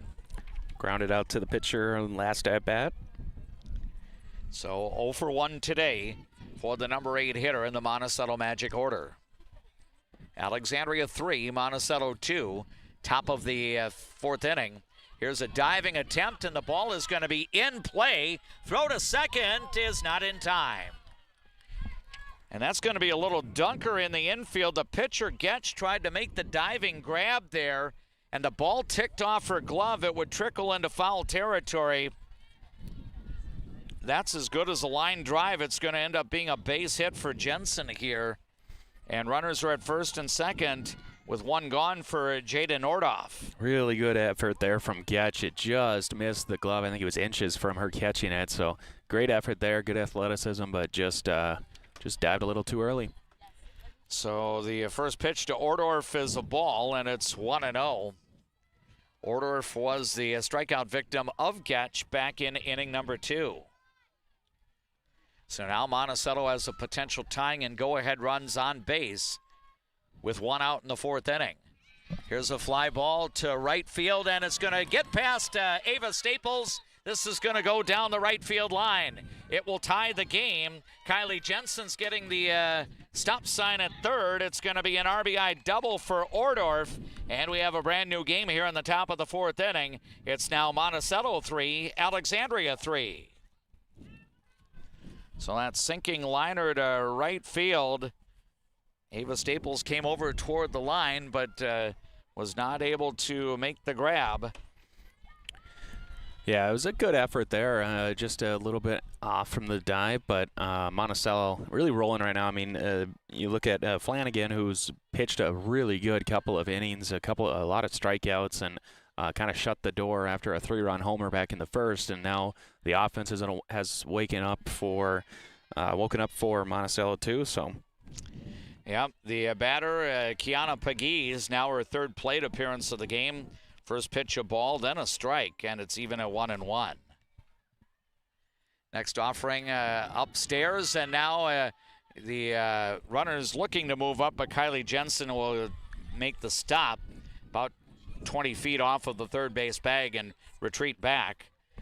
It's 2 balls and 1 strike. Pegues is 0 for 2 with a grounder to short and a pop-up to second. A pop-up would do just fine here, or a strikeout. Here's Pegues popping one out of play, foul, and the count is 2-2. Alexandria has all 8 seniors in the batting order and in the starting lineup, and I believe all 8 are still in the game right now. Greta Kelly being the underclassman. Here's a grounder to short, fielded by Ava Klimek. Throw to first, good for the out. Throw back to the plate. Tag, too late. It's going to be an RBI on the ground out there for Pegues, as Jensen is able to slide in before the tag is applied by Anna Johnson, and Monticello takes its first lead today at 4-3. Yeah, that was a good play. I mean, it got the ball quick to home base. I thought it looked like, home, and then I thought it would look like a close play there at home, but apparently slid right under it. Yeah, I think Alexandria defensively did everything it possibly could there. Ava Klimek was able to get the out at first, and then Gabby Rassett, I thought, had a good throw back to the dish, but it's too late, so Monticello will score the go-ahead run, and it's now the Magic 4, Alexandria 3. Yeah, and I mean, now the most important thing is just getting this next out, just, end this longer inning. It's back-to-back longer innings and almost back-to-back really good inning-ending plays. Maggie Benton is 1 for 2. She fouls the pitch off, and it's 1 strike. Benton's base hit came last inning, and she would score the first Monticello run. Monticello with 2 in the third, now 2 in the fourth to overcome the early 3-run home run for Greta Kelly. It's now 4-3 Magic. Here's a liner into left field, and that's a base hit. That's going to bring in Jaden Ordorf, and it's now a 3-run top of the 4th inning, as Monticello goes up by a 5-3 score. Yeah, and just another good swing here from Monticello. They've got the momentum right now. They're seeing the ball well, and just everything going right for the Magic right now. So Taylor Marcus will now step in for Monticello. First pitch with the runner going. It's a strike. Throw down to second will be... Oh, it's going to be a tag there by by Ava Klimek. Initially, Benton got she got her hand on the bag, but then she overslid, and the tag was made, so it's going to end up being a caught stealing after all. Second base runner that Anna Johnson has cut down in this game. But Monticello does damage in the top of the 4th inning to get the lead. 3 runs, 3 hits. No Alexandria Cardinal errors and nobody left on base. New score through 3.5 in varsity fast pitch softball on Alexandria Senior Day 2026. It's Monticello 5, Alexandria 3. I'm a nurse at heart. I went into this to take care of other people. What we say as nurses and as teammates matters here. Come on over, you'll love it. You will get to experience so many things and help many people. If you haven't experienced all new Woodies, you're missing out on the best clean in town. We installed all new equipment and high suction vacuum service, but kept our personalized touch with our pre-wash and hand drying service. Get your shine on at Woody's Car Wash in the heart of downtown Alexandria.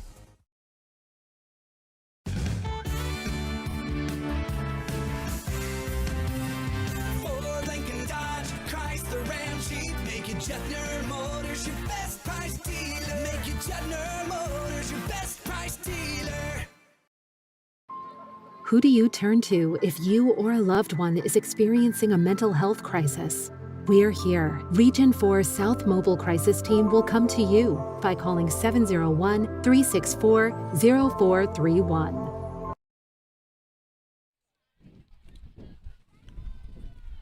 We move to the bottom of the 4th inning in varsity fast pitch softball, and Monticello's senior right-hander Paige Flanagan now has a lead to work with. It is 5-3, Monticello in front, and the Alexandria Cardinals will send up hitters 4, 5, and 6 in the order. Greta Kelly, Lauren Getch, and Brooklyn McPhail. Kelly had the damaging blow for Alexandria with a 3-run home run in the first inning. She takes the strike here from Flanagan, and the count is 0-1. It's interesting, JP, because, the Cardinals, to their credit, were able to get an uprising going in the first inning, but after that Kelly home run, no base runners for the Cardinals. Yeah, and I mean, that's, obviously disappointing, but I think Monticello's bringing a pitcher out here who's just getting in a groove right now, and they're not out of this game. I mean, that 3-run home run has put them in a good position to just get back on base and make things happen again. Here's a ground ball to the left side, foul off the bat of Greta Kelly, so the count now is 1-2 strikes. Kelly's home run over the left center field wall was her 3rd this spring. I believe she is now up to 11 RBI this spring. She skies one in the middle of the infield, and it's going to drop in the field of play, and Kelly is going to leg it into second and now makes the turn there. A little bloop in the infield that got wind aided, and Monticello wasn't able to track it down, so Kelly's going to be awarded a double here. Not very often you see an infield pop-up result in a double. No, and that was good awareness there from Kelly, too, to just know that the ball was going in a direction nobody was feeling it at, and she advanced to second. So, a leadoff runner here for Alexandria, and last time they did that, they were able to get a couple of runs. So, runner in scoring position, too. Now Lauren Getch will lay down a bunt up the first base line, and she's going to get a bunt single. All Paige Flanagan could do there is field the ball. That bunt was so good by Getch along that first base line, about maybe 20, 25 feet up the baseline. So she'll get a bunt single, and all of a sudden, Alexandria down 5-3 has the potential tying runs on base with nobody out, and a good RBI person in Brooklyn McPhail coming to the plate. McPhail 0 for 1. She takes a pitch for a strike now, a delayed steal to second. That'll be too late. Now the Cardinals are going to try to steal on the front end, and a tag out there. Throw to third is going to be out there. Oh my, the Cardinals just ran themselves into all sorts of trouble here in the bottom of the 4th inning and get nothing. Yeah, I mean, on the steal home there, you just have to slide, if you're Kelly, slide underneath that throw. She did stay up. And then the one at third, it did not look like she was out, but the ump had a bad angle at it too. And head coach is not too happy. Jackie Stifter out there to talk to him. Yeah, so, oh boy. So Lauren Getch is actually going to get credit for a steal. Greta Kelly will be cut down at the plate. I believe that's going to go 6-2 for the out there. And then the relay throw back down to third would be a tag out at third base. So that would be a 2-5 on the caught stealing. So, again, a really promising start to the bottom of the 4th. And unfortunately for the Alexandria Cardinals, they just ran themselves, in essence, to a much quieter 4th inning. 2 outs on the bases, including 1 at home plate. Brooklyn McPhail now coming up. And now she bats with nobody on base. And first offering was a strike, and now it's strike 2. So, unfortunately for Brooklyn, she's denied the opportunity to drive in a run now. Yeah, and it's just an unfortunate base running there for Alexandria. Here's a pitch out of the strike zone, so I believe the count is 1-2. I know the scoreboard has 1-1 on the count, but let's see if we get a clarification from the plate umpire. But Alexandria now with 2 out, nobody on base. Here's a pitch low. Yeah, because she did have a strike. She looked at the first strike and then looked at another one later in the at-bat after all the chaos on the base pass. So it is 2-strike count. Yeah, so 2-2 should be the proper count here to Brooklyn McPhail. Next pitch upstairs, and that's going to fill things out at 3-2. Monticello leading 5-3. Alexandria batting here in the bottom of the 4th inning. Now with 2 out, nobody on base. Here's the payoff pitch, and it's in for strike 3 call. Oh, nope, I'm sorry. They had an incorrect count. I think Alexandria is going to get the benefit of an extra pitch here. I think so, too. So let's see if Brooklyn McPhail can take advantage of a possible 4th strike here. She will put it in play, but this one is going to be caught by the third baseman, Payson Wiley. Out of all that, Paige Flanagan ends up facing the minimum number of batters in the bottom of the 4th inning. Cardinals go with no runs, 2 hits, no Monticello errors, and nobody left on base. After 4 full in varsity fast pitch softball, on the Glenwood State Bank scoreboard, it's Monticello 5, Alexandria 3. Join life at the lake and work for a growing company that offers rewarding careers and cares about your well-being. Agard, we build cool machines and are hiring for multiple positions across the organization. Plus, no-cost health benefits for you and your family. Get great service at Alexandria Motors. Serving your family for generations and generations to come. Stop in for a great deal on your next vehicle. Alexandria Motors. One low price, plain and simple, always. At ALP Utilities, we're proud to be a community-owned public power and water utility. That means local decisions, reliable service, and reinvesting in Alexandria. From classrooms to sidelines, we're proud to be a part of the moments that bring our community together. There is a man, an insurance man, located in the birthplace of America, where he is committed to helping you find the best coverage for your needs. Welcome. I'm Keith. When you think of insurance, think of Bill Marks, where we do the shopping for you.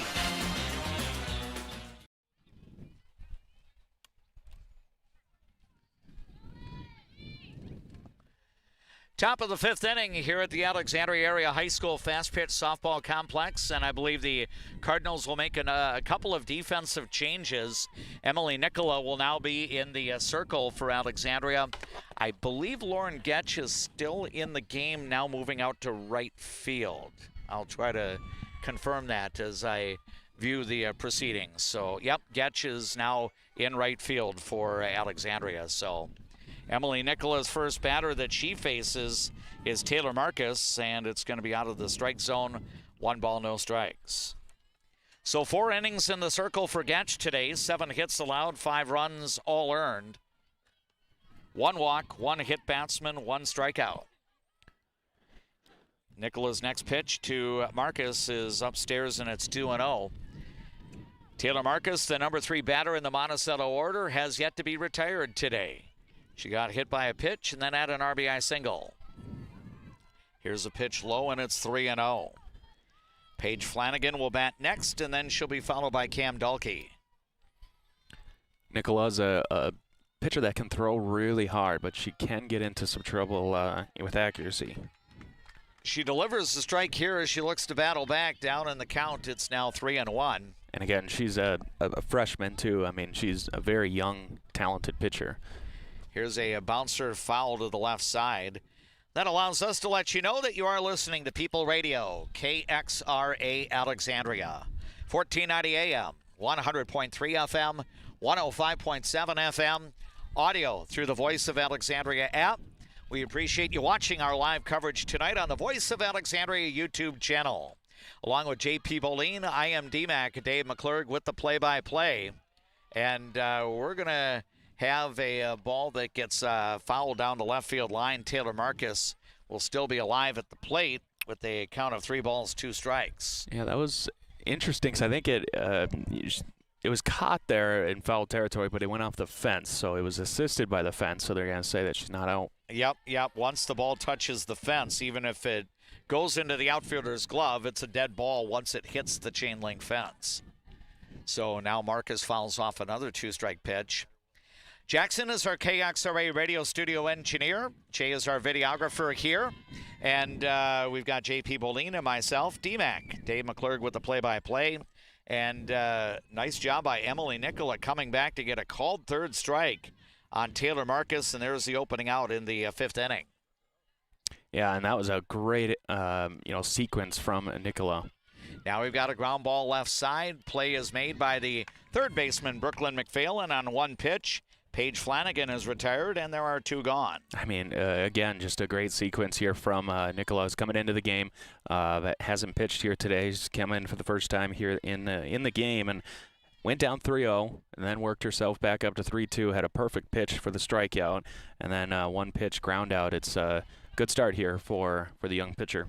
And she delivers the strike here to Cam Dalkey, and it's 0-1. Dalkey in the game is 1 for 2. She had a base hit last time up. Here's the next pitch, rolled to the left side, fielded by the 3rd baseman McPhail. Throw over to Gabby Rassett at first is good for the out, so Good start in the circle for freshman Emily Nicola. She faces the minimum number and retires all 3 Monticello batters. To the last of the 5th we go in varsity fast pitch softball. On the Glenwood State Bank scoreboard, it's Monticello 5, Alexandria 3. Jalisco. Take a trip south of the border to a place where you can savor the flavors of authentic Mexican cuisine. Casa Jalisco offers a true taste of Mexico without the airfare. Casa Jalisco, your Mexican getaway in downtown Alexandria. Where you start today is not where you'll finish tomorrow. At Alexandria College, we know you have big plans for the future. Find your calling and be a legend.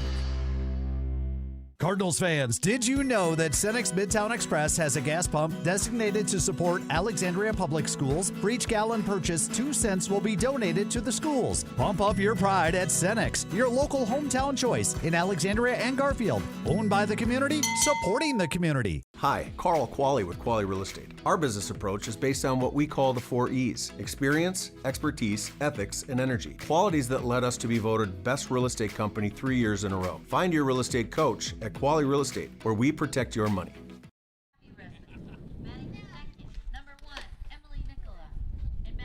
Welcome back to the Alexandria Area High School Fast Pitch Softball Complex. D-Mac and JP Boline bringing you the coverage here as Alexandria hosts Monticello in softball. The Cardinals had an early 3-run lead, but Monticello has battled back to take a 5-3 advantage. Gabby Rassett, Emily Nicola, and Anna Johnson are the scheduled batters in Alexandria's 5th inning. Rassett struck out in her first at-bat back in the 2nd, but had a pretty good at-bat, worked the count to 3-2. So she'll try to get something going as the Cardinals are down by a couple of runs. Monticello has out-hit Alexandria 7-4 today. Here's a liner out into left field, or center field rather, but right on the button as Taylor Marcus only moved about 1 step to come in to make the grab. That's the so-called well hit out off the bat of Gabby Rassett. Yeah, and a lot of the times, when you have an out like that, especially, if you struck out in your previous at-bat, you get that at-bat, you make it feel, you get to feel the ball to the bat in the sweet spot, and you'll have a better at-bat in the next one. But that was well hit there by Rassett. Now first plate appearance for Emily Nicola, and she takes a pitch for a ball. 1-0 the count. Ava Staples had 1 plate appearance while she was in the starting lineup. She got called out on strikes. Staples played the first 4 innings of today's game. Here's a pitch inside, and it's 2 balls, no strikes to Emily Nicola. We're in the bottom of the 5th inning. Alexandria down by 2. It's Monticello 5, the Cardinals 3. Here's the next pitch, swing and a miss. 2-1 now the count to Emily Nicola. The Cardinals celebrating senior night at the Diamond here. All 8 of Alexandria's seniors were in the batting order to start today's game. Here's a pitch up and away, and it's now 3-1 to Emily Nicola. Anna Johnson, another senior, is in the on-deck circle or on-deck area for Alexandria. Here's the 3-1 offering, and it's going to be popped in the air, and this will drift back behind the screen out of play. That will fill the count out at 3-2. If you're just joining us, Alexandria got on the board first, a 3-run home run by Greta Kelly. That came back in the first inning, but the Cardinals have not scored since. Monticello scored twice in the 3rd inning, added 3 more in the 4th. Here's a pitch in for a strike, and Emily Nicola is down on strikes, and there are 2 away. Yeah, decided she wanted to swing. She liked the pitch just a little bit too late and kind of half swung, but a decent at bat there from Nicola, who hasn't taken an at bat here today. So now 2 gone, nobody on base for Anna Johnson, the Cardinals catcher. Johnson struck out in her only previous plate appearance. She beats 1 foul back behind the plate. It's 0-1. Yeah, and Alexandria is going to be looking back at that, or has got to be looking back at that 4th inning too. I mean, he got the leadoff runner on second, and then worked another one to have 2 threatening, and then just kind of ran themselves out of the inning essentially. Yeah, 2 runners eliminated, one cut down trying to score from third on a double steal attempt. And then another situation where a base runner got eliminated at third. And now the...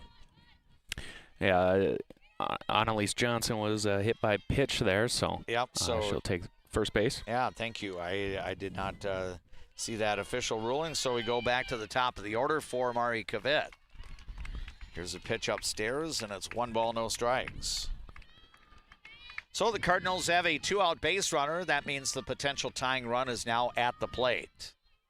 Kavit in the game 0 for 1 with a base on balls and a run scored. Here's a liner out to second, and the flip goes to the shortstop. That was kind of interesting that Maggie Benton was fielding her position quite well there to receive that throw from the second baseman, Pegues. That will be a forced play, so 4-6. Second to the shortstop covering second base to get the final out of the inning. So Mari Kavit now 0 for 2 today.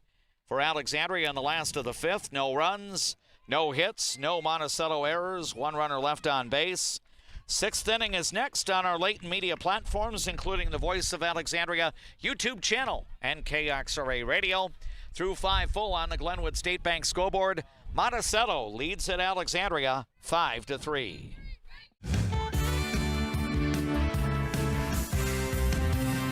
Ford, Lincoln, Dodge, Chrysler, Ram, Jeep, make it Juettner Motors your best price dealer. Make it Juettner Motors your best price dealer.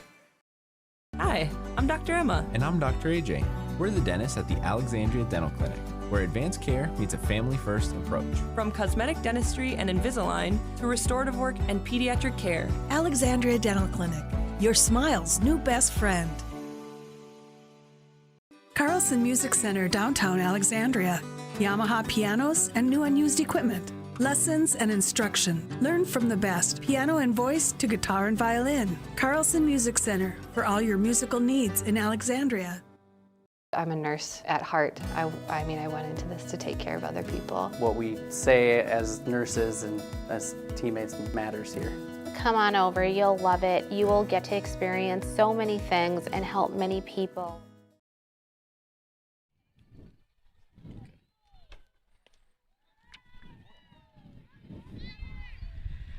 Top of the 6th inning, Monticello leads Alexandria in varsity fast pitch softball 5-3.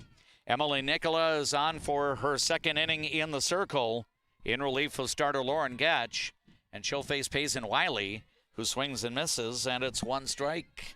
Actually, the first pitch was a strike and then a swing and a miss to make the count 0-2. Wiley 0 for 2 in this game. Here's the next offering, and it's going to be fouled back. Nicola came in back in the 5th and struck out her first batter that she saw, and then it got a couple of ground outs as well. A couple of good plays from Brooklyn McPhail, and a good outing so far.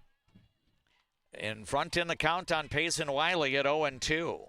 Next pitch sails too high. A ball and 2 strikes. The Magic were down 3 going into the 3rd inning, but a 2-run 3rd and a 3-run 4th has vaulted Monticello into the lead. Here's the next pitch. It's swung on and missed, and Wiley's down on strikes. 2nd K for the Alexandria freshman Emily Nicola. 1 gone, and the batter will now be Addie Hoff, the right fielder. She has been a tough out to get here for Monticello, reaching base previously with a single to left in the 2nd inning. Then she drew a 1-out walk, which kind of ignited that 3-run uprising for the Magic in the top of the 4th inning.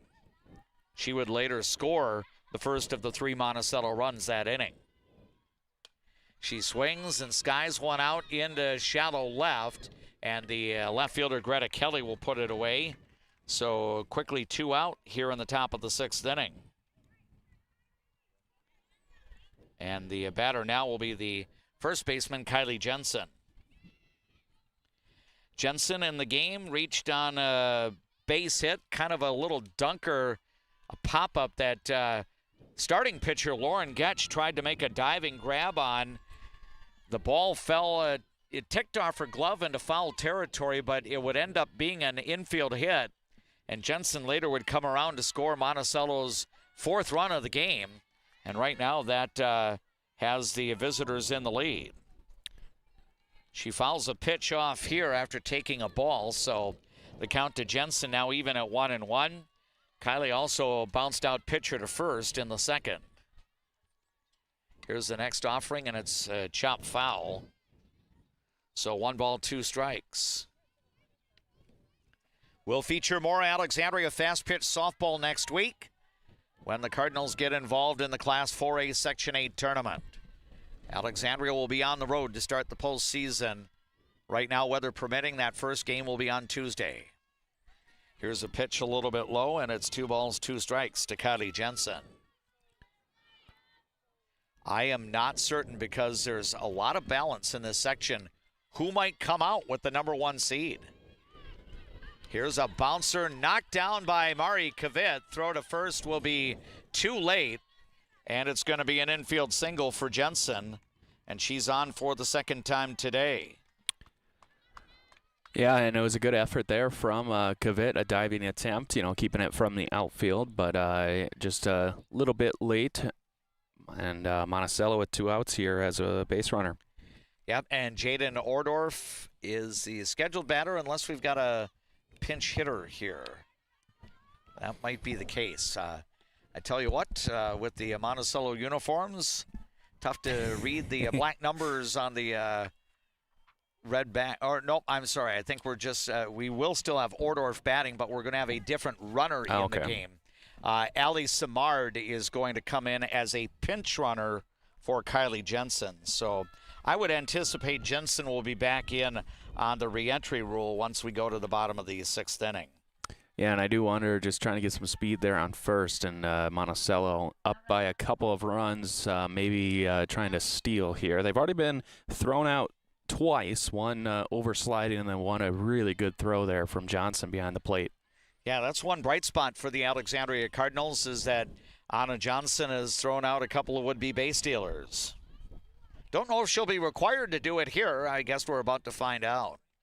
Here's an offering in for a strike to Ordorf, and it is 0-1. I know Alexandria has a couple of errors today, but as we mentioned earlier, they're really they were good plays for the errors. Just one a little overthrow, and then one a diving attempt that got a wild throw as this one's hit foul. But Alexandria's defense has been really, really solid today. Yeah, no doubt. And one reason why Monticello's in front, the Magic have hit their way back in from an early 3-run deficit. They clustered some rallies together in the 3rd and the 4th to get the lead. Now we've got a pitch that's in the dirt.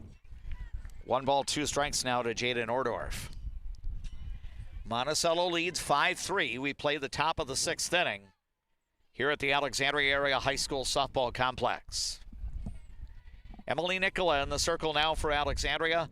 Next pitch is in for a strike, and that's going to be a strikeout. The 3rd one of the game for Nicola, and that's all for the Magic in the top of the 6th inning. For Monticello, no runs, 1 hit, no Alexandria errors, and 1 runner stranded.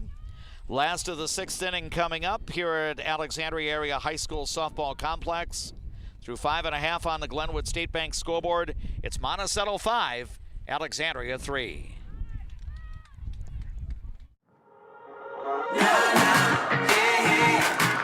It's the right time for a getaway. It's the right time for a getaway. Let's get away. When you come to Fat Daddy's Bar and Grill, you can count on great food, over 30 beers on tap, and a creative drink menu. Come join us today at Fat Daddy's Bar and Grill in Alexandria. Good service, good friends, and a great place to eat. First Western provides the best in customer service. Professional, friendly, full-service banking is what you can count on at First Western. First Western, you can bank on us. Dentistry at the Center knows all about busy schedules, and that's one of the best things about having 3 dentists. We have more appointment times available, so we can see you sooner. So, for dentist appointments to fit your schedule better, come see the friendly folks at Dentistry at the Center.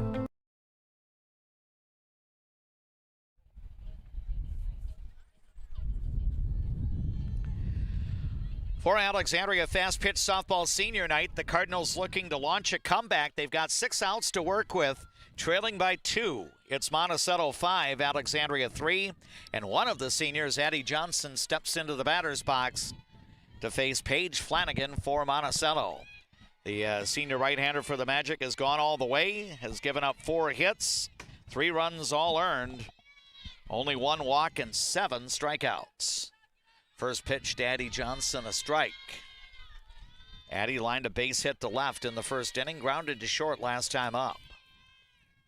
Now she rolls one to the left side where the third baseman makes the play. Payson Wiley, her throw across to Kylie Jensen at first is good for the out. Jensen back in the game on the re-entry rule for Monticello.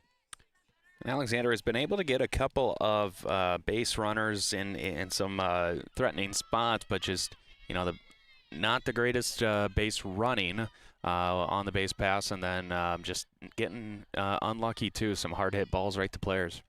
Ava Klemick now bats, and she takes low for ball 1. Klemick seeking her first hit of the game against Flanagan. She has been called out on strikes, and she has struck out swinging. Flanagan toes the slab. Next pitch is lined left side, but it's going to hang up for the shortstop, Maggie Benton, and she'll put it away. So that one had a little too much air, and an easy grab for Maggie Benton. 2 gone now in the bottom of the 6th inning. And here comes Greta Kelly to the plate. Interesting to note, she is having her 3rd plate appearance here, and she's already halfway to the cycle, but this might be her last plate appearance in the game unless the Cardinals can rally. 3-run home run over the left center field wall in the first, and then a wind-aided infield double to start the 4th inning. So she is 2 for 2. First pitch, a strike. Flanagan's next offering is fouled off. Quickly 0-2. Yeah, that one just dropped out of the strike zone at the last second there for Kelly. She really liked the looks of that right away. I'm sure Paige Flanagan, looking back at what has unfolded here, the one pitch she would probably like to have back was the only one she threw to Greta Kelly in the bottom of the 1st inning. Kelly swatted that for the 3-run home run to represent the Cardinals scoring. Here's a pitch that misses the strike zone, so it's 1-2. 2 gone, nobody on, bottom of the 6th inning. Alexandria down by 2. Here's a drop ball that sails outside, and it's 2 balls, 2 strikes. The Cardinals do need a base runner to get the potential tying run to the plate. Alexandria trailing 5-3. Paige Flanagan winds up and deals. A pitch that's outside. So from 0-2, it has now gone full to 3 balls and 2 strikes. And that was a great eye right there. That one, a little bit of a rise ball, and she liked it right away, but held off. So now we're going to have a payoff pitch on the way from Paige Flanagan to Greta Kelly, and it's going to be grounded into left field. Solid base hit there for Kelly, and now she's 3 for 3 with the home run, the wind-aided double, and now a single. That was a rocket into left field. A really hard hit ball there from Kelly, just showing again the power that she has with the bat. And even though Greta Kelly did get eliminated on the base paths earlier, she is a threat to steal. In my mind, one of the more alert base runners that the Cardinals have, so she might be running with Lauren Gatch up. Here's a liner left side, and that is going to go foul. It got hooked foul, so the count to Gatch is 1 strike. We have a bad angle from this side, but it sure looked like that one was gonna be fair, but it just, I think, just pushed a little bit foul. So 0-1 to Gatch. She laid down a bunt single last time up. So in the game, she is 1 for 2. Monticello up 5-3. The Cardinals now have the potential tying run at the plate. Getch hoping to keep this half inning going. Next pitch, a little bit outside. 1-1 the count. The Alexandria fast pitch softball team will be over in Morris tomorrow. 3 games over there, including one against the host Tigers. Here's a pitch upstairs. 2-1 the count to Lauren Getch. So far, Greta Kelly has been stationary at first base. But again, she's got some good speed. 2-1 offering ahead for Lauren Getch, and it's going to be popped in the air. This might be playable for the pitcher. Nope, it's going to be the catcher, Cam Dalkey, to put it away. So Getch is retired, and that's all for Alexandria in the bottom of the 6th inning. Cardinals go with no runs, 1 hit, no Monticello errors, and 1 left on board. To the 7th we go, and we're going to play 7 full here in Alexandria today. After 6 on the Glenwood State Bank scoreboard, Monticello leads at Alexandria 5-3. You want your closing to go as smooth as possible, ask for Integrity Title. We may be a bit obsessed about our jobs and the details that go into it, but that's what makes us such a good choice for your real estate closing. Ask for Integrity Title, the title closing geeks. Hi, I'm Mark Lee from Mark Lee Excavating and Asphalt and Paving. I'm looking for experienced, hardworking people to join my company. When you work for us, you'll be home every night, no overnight hotels. Give me a call and visit my website, because we're hiring and we want to talk to you about your next career with us. Life can sometimes feel like you're navigating through construction. You hit a detour, run out of gas, or you're going the wrong way on a one-way street. But Lakeland Mental Health Center is here to help you get back to the right path. Visit lmhc.org. Help today for a better tomorrow. Hi, this is Bob with the North Side Collision Center. Having your vehicle's collision repair fixed can be a hassle and inconvenient. That's why people call us at North Side Collision Center. 763-3224.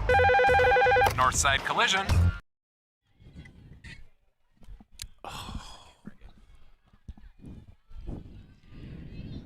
Kiana Pegues leads off the Monticello 7th inning, taking a pitch for a ball from Emily Nicola, and it is 1-0. Pegues, Maggie Benton, and Taylor Marcus scheduled to bat for the Magic in the 7th as the visitors hold a 2-run lead. Monticello 5 runs, 8 hits, no errors. Alexandria 3 runs, 5 hits, 2 errors. All of the runs in this game have been earned, and the starters for the 2 teams gave up those runs. Lauren Getch for Alexandria and Paige Flanagan for the Monticello Magic.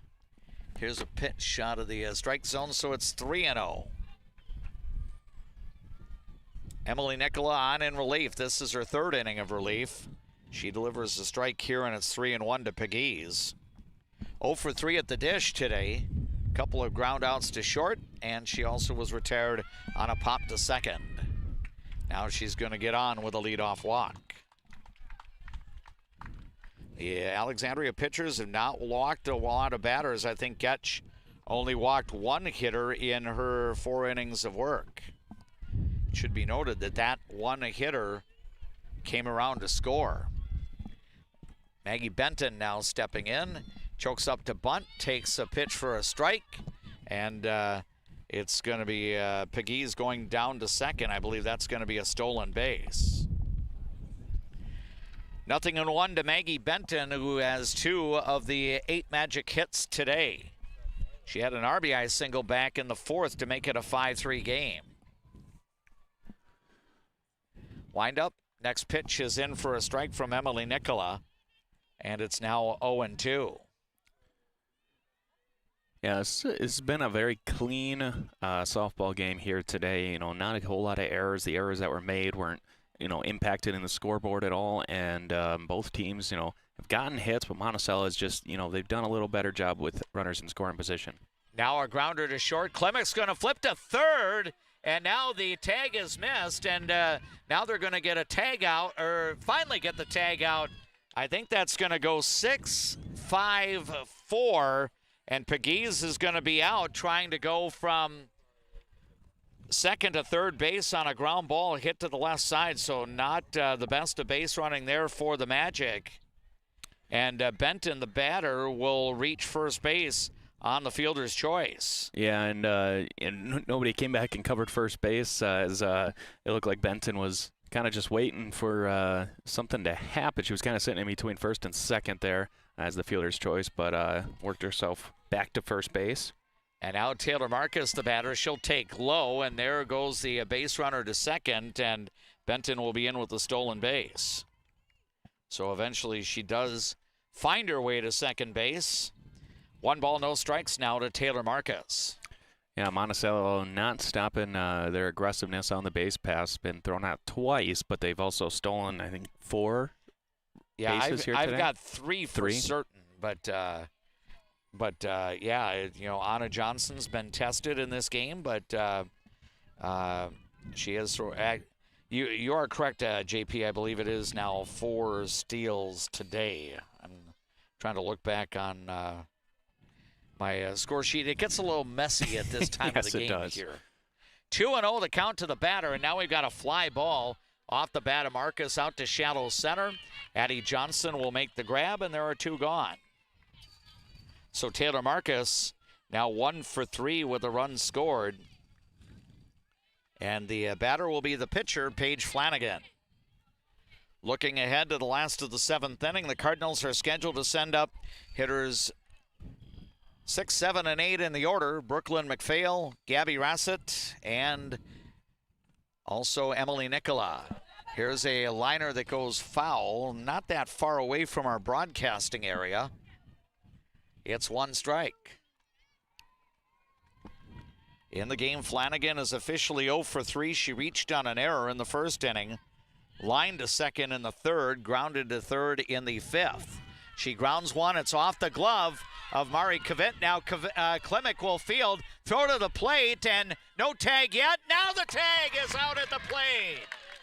The umpire did not make a call at the dish, and signaling that the base runner may not have slid into home plate, but maybe slid around home plate, and eventually the tag out is made of Benton at the plate.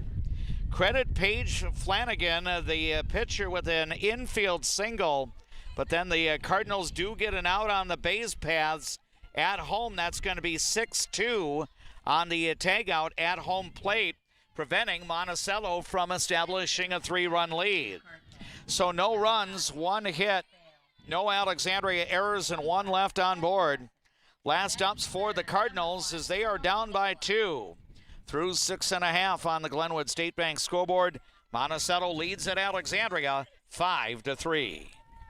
Being locally owned here at the Culvers of Alexandria, Charles Johnson and myself, John Loomis, are very proud to be a part of the community. We enjoy the time we get to spend here, the memories we've made, and we're excited to see you after the game when you need to refuel. Go Cardinals! A broken tooth? Fixed in 1 appointment? Yes, we do that at Dental Health Associates with our CEREC crowns. We'll fix your tooth in 1 appointment, which means less time off work, less time away from your family, and more convenience for you. You're in and out in 1 visit.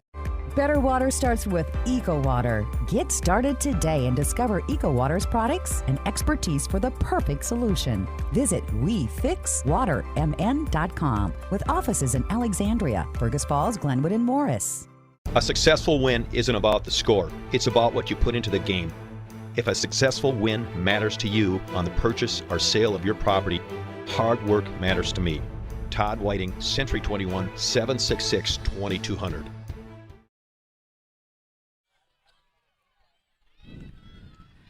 Last ups for the Alexandria Cardinals with the bottom of the 7th here. It's Monticello leading the Cardinals 5-3. The Magic have out-hit Alexandria now 8-5 in today's game. The leadoff batter will be Brooklyn McPhail, one of the 8 seniors recognized before the start of today's varsity game for Alexandria Senior Night 2026. How about she be the igniter here? Ground ball over to short. The play is made. Throw over to first is in the dirt, and that's going to allow McPhail to reach.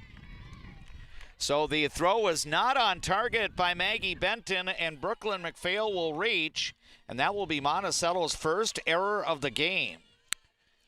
Yeah, that one just thrown too low and couldn't dig it out of the dirt there at first. So McPhail gets on, and this is one of the, a quote-unquote free base here for Alexandria, a gift, and let's see if they can make something happen from it. And I think up on the scoreboard, they've actually ruled that an infield single, so we're going to change that on our book as well. Infield single. Gabby Rassett choking up to bunt, and she takes outside for ball one. So we'll reverse the McPhail plate appearance. Infield hit here. So for the Cardinals, that is their 6th in today's game. Gabby Rassett is 0 for 2, but she lined out to center last time up. She takes upstairs, and it's 2 balls and no strikes. Yeah, she hit the ball on the seams in her last at bat, and it's just one of those unlucky things where you hit it perfect, but it just went right to the center fielder. 5-3 Monticello, bottom of the 7th. The Cardinals have the potential tying run at the plate. Big cut, but no contact there by Rassett, and it's 2-1. Gabby 0 for 2 today. She struck out swinging in the 2nd. Lined out to center, leading off the 5th. Gabby would like to get on board to help fuel an uprising. She swings and misses here, and the count is now 2-2. Emily Nicola is the on-deck batter for the Cardinals. If we go any deeper, Anna Johnson would be a scheduled batter for Alexandria, hitting 4th this inning. Next pitch, a little bit outside. So, Paige Flanagan tried to get Rassett to go fishing there, but Gabby wouldn't bite, so the count is now 3-2. Runner at first and nobody out. Payoff pitch on the way, and it swung on, lined out into right. That's going to be in, and the throw to the infield is too late.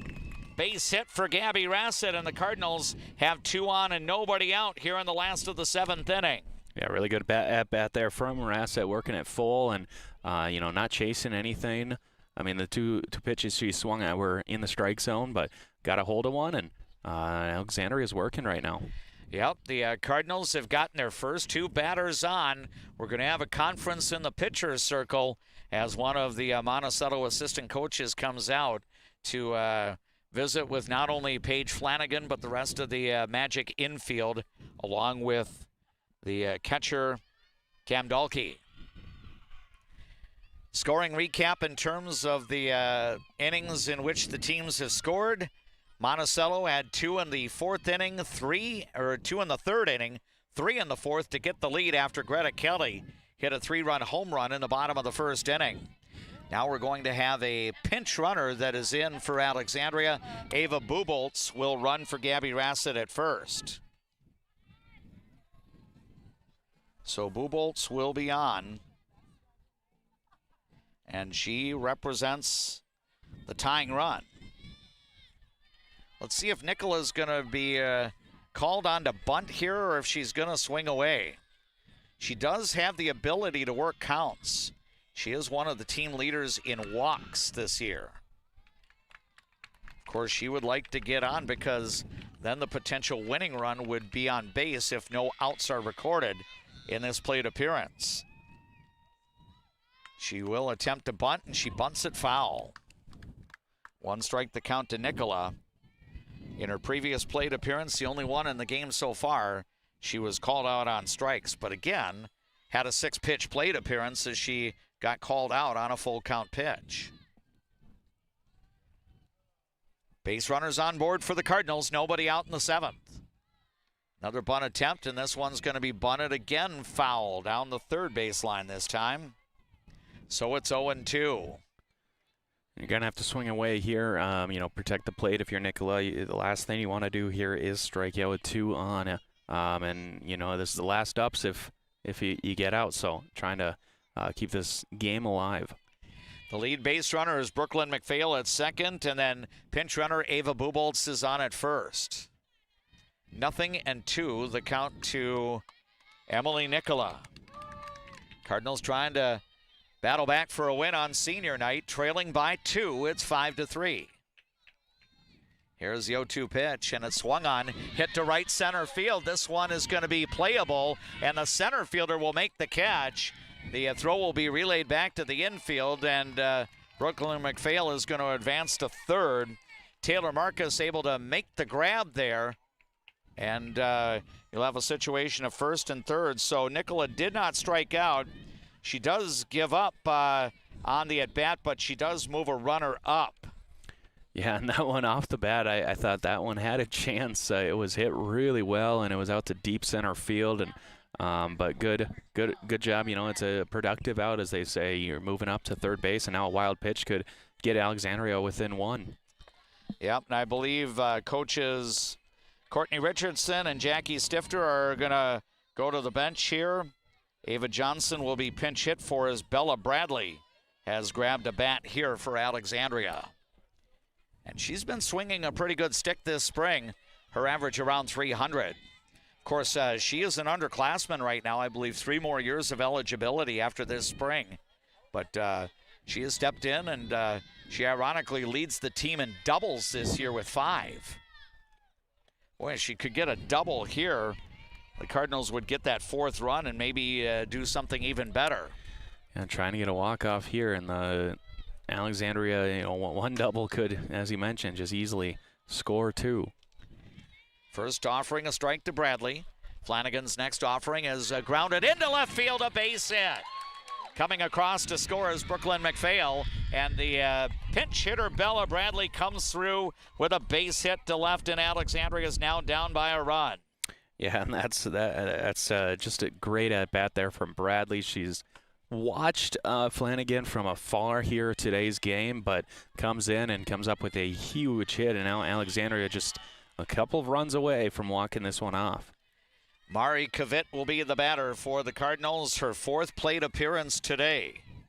She's 0 for 2 with a base on balls and a run scored. And again, she does a nice job at working counts. And here's a pitch that I think hit Mari Kavit. Yes, that's the case. She takes one for the team, and the bases will be loaded with 1 out here in the bottom of the 7th inning.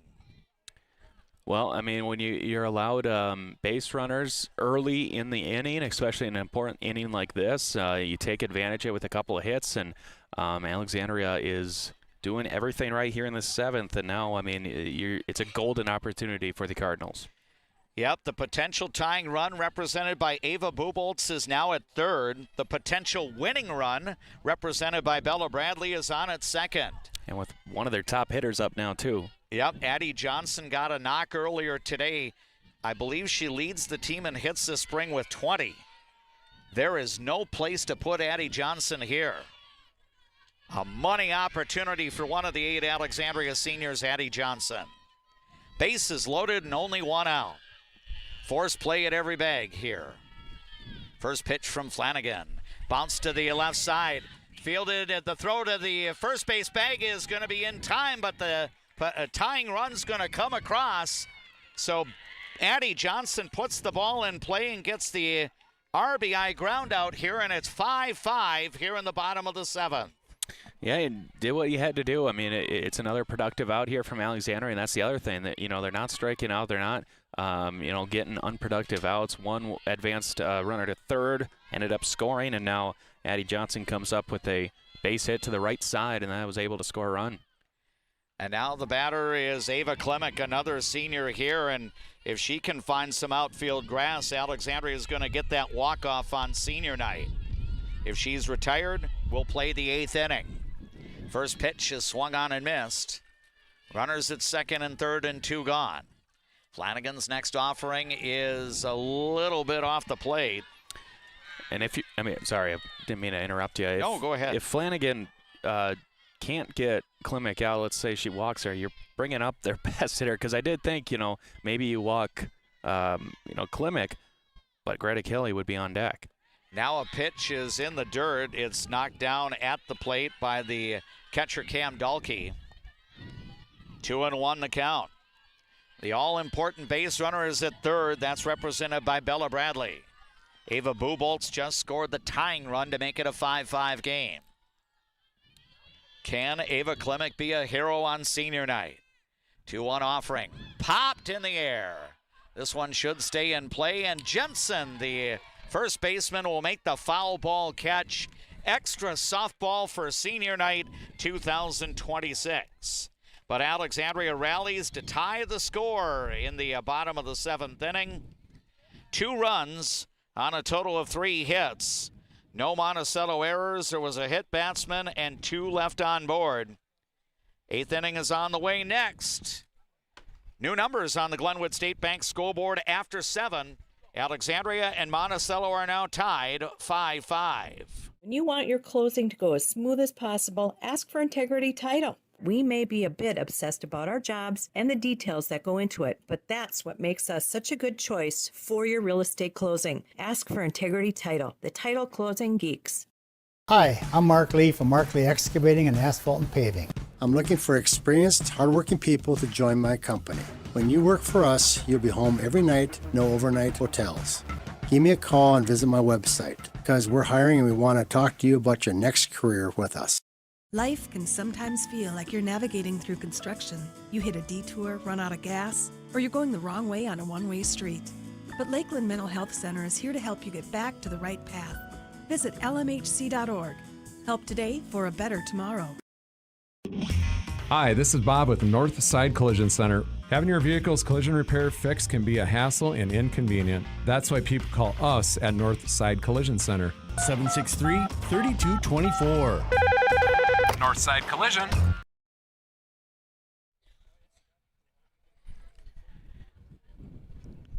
An extra inning is required in varsity fast pitch softball in Alexandria today.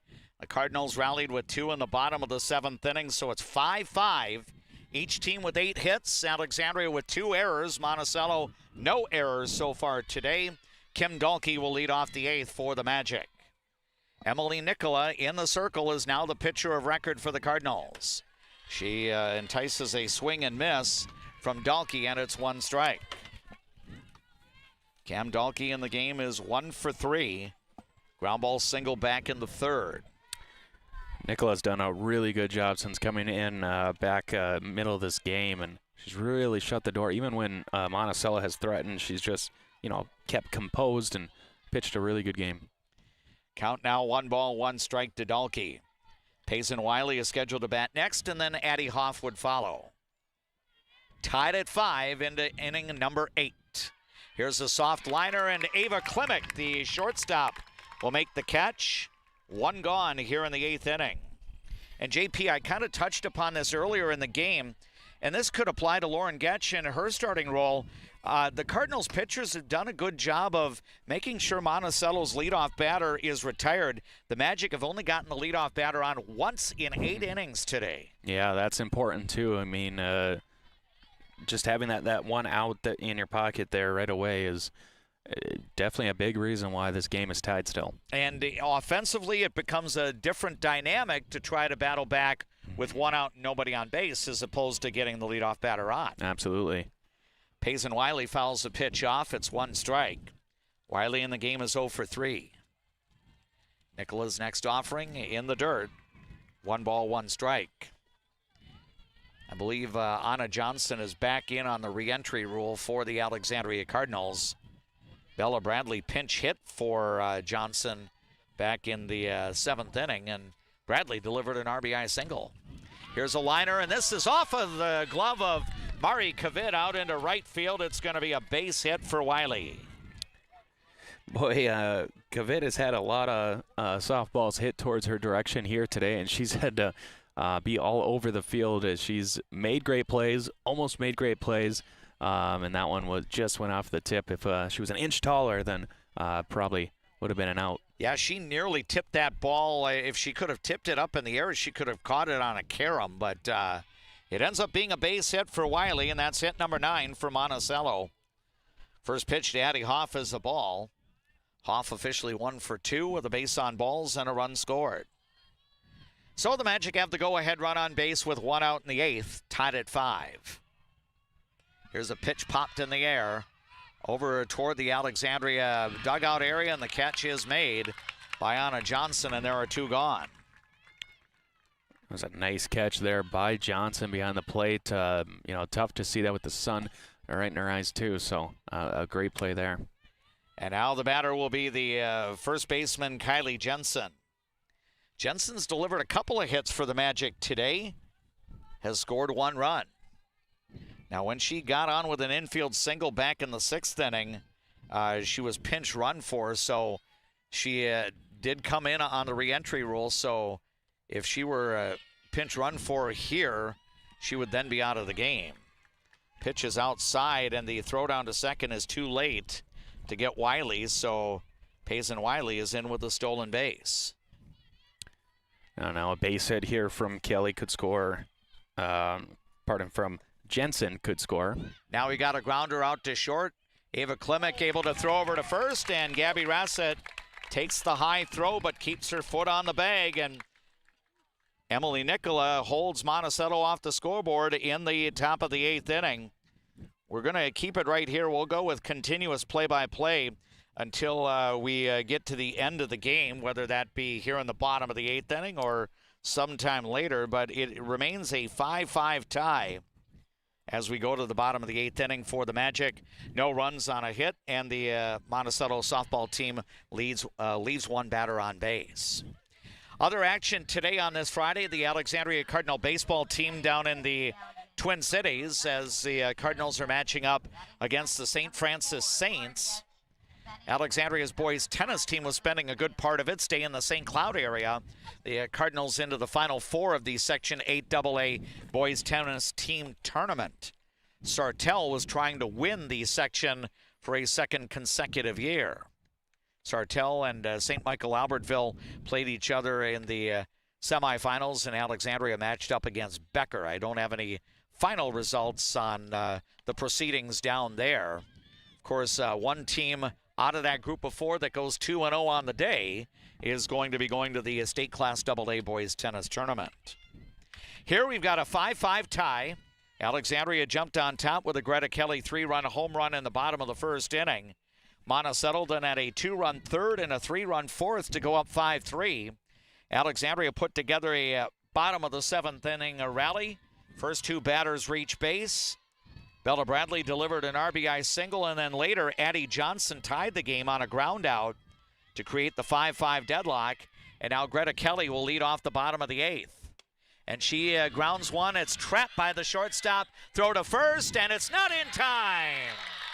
Hit number 4 for Greta Kelly is an infield single leading off the bottom of the 8th inning. Yeah, and that's just pure athleticism there. That was a hard hit ball, and she still beat it out. So a great start again here for Alexandria. And the innings that they've, outside of that weird base running mistake that Alexandria made, the innings that they've gotten the first base, the base runner on right away, the leadoff batter on, they've done some damage. So see if that can happen again.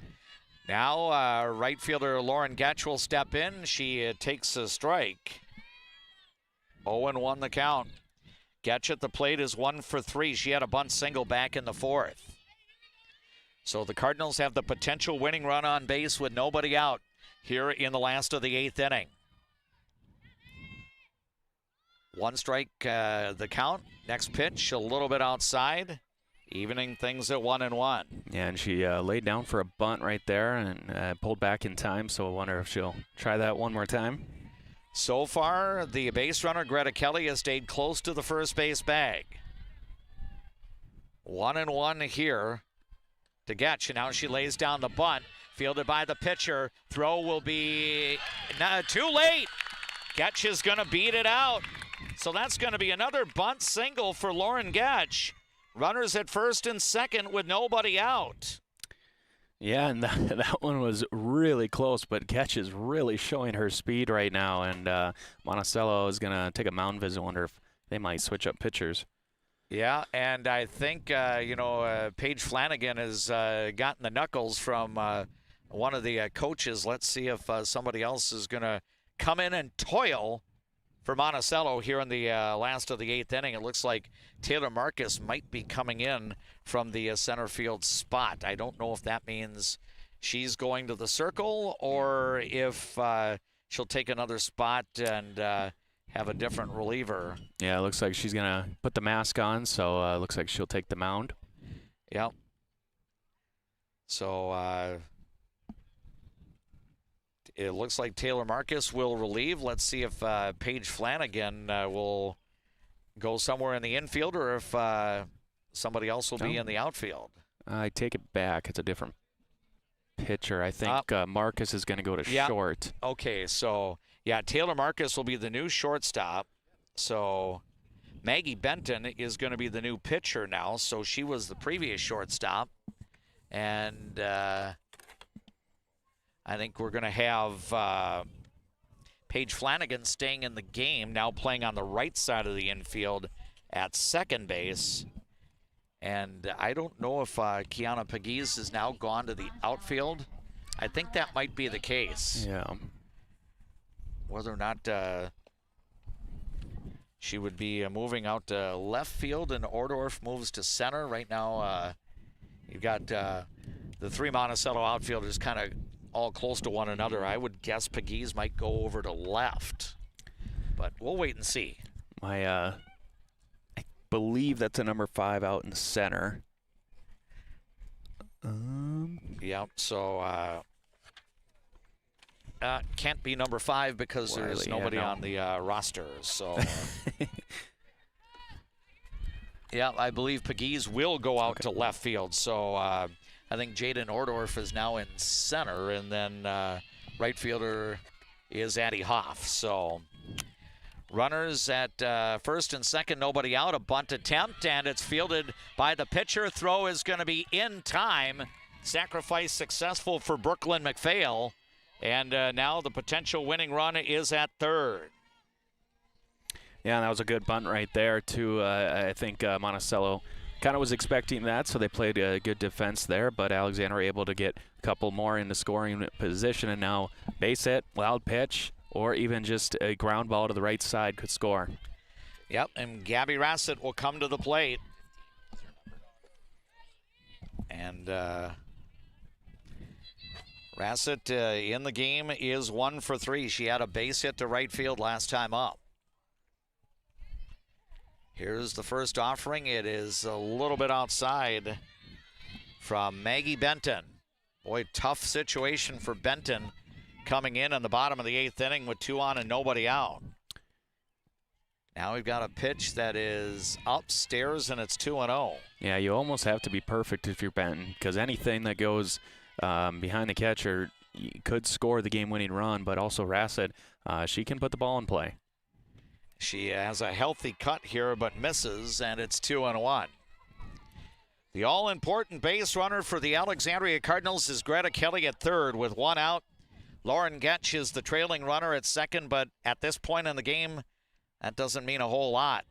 Ooh, a changeup just missed a little bit inside from Benton, and it's now 3-1. A hitter's count here for one of the 8 Alexandria seniors, Gabby Rassett. Pitch on the way, and it's swung on and missed. So healthy cut again, but no contact. And now the string is out at 3-2. Benton would love to get a strikeout or a pop-up here. Pitch on the way, swing and a miss. There's the strikeout of Rassett, and there are 2 gone here in the bottom of the 8th inning. Just what Maggie Benton needed there, but she's not out of the woods yet. It'll be up to Emily Nicola to try to bring teammate Greta Kelly home 60 feet away from third base. First offering is upstairs for ball 1. Yeah, and Nicholas is coming in. She did strike out, had a pretty good at bat there, and then flew out to center field as well. Had a really nice strikeout, or a really nice hit out to center that was caught, but it also advanced a runner. And now we've got a pitch fouled back. So it's 1-1 to Emily Nicola.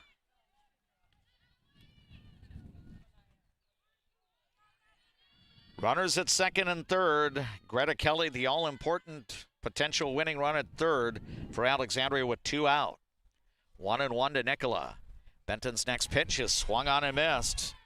And it's now 1-2. Will we have a 9th inning? Benton needs an out of any sort right now. Emily Nicola would like to put one in play, preferably finding outfield grass. Pitch on the way, it's skied in the air. This should bring us to the 9th inning. Catch is going to be made by the new shortstop. That happens to be Taylor Marcus, and that is all. So the Cardinals cannot push across the winning run in the bottom of the 8th inning. No runs, 2 hits, no Monticello errors, and 2 runners were left on. So we go to a 9th inning here at Alexandria Area High School Softball Complex. We remain tied on the Glenwood State Bank scoreboard as Alexandria and Monticello are all even at 5-5.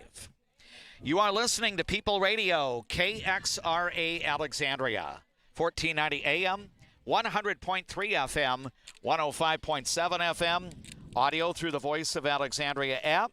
Thanks so much for joining us if you're watching on the Voice of Alexandria YouTube channel.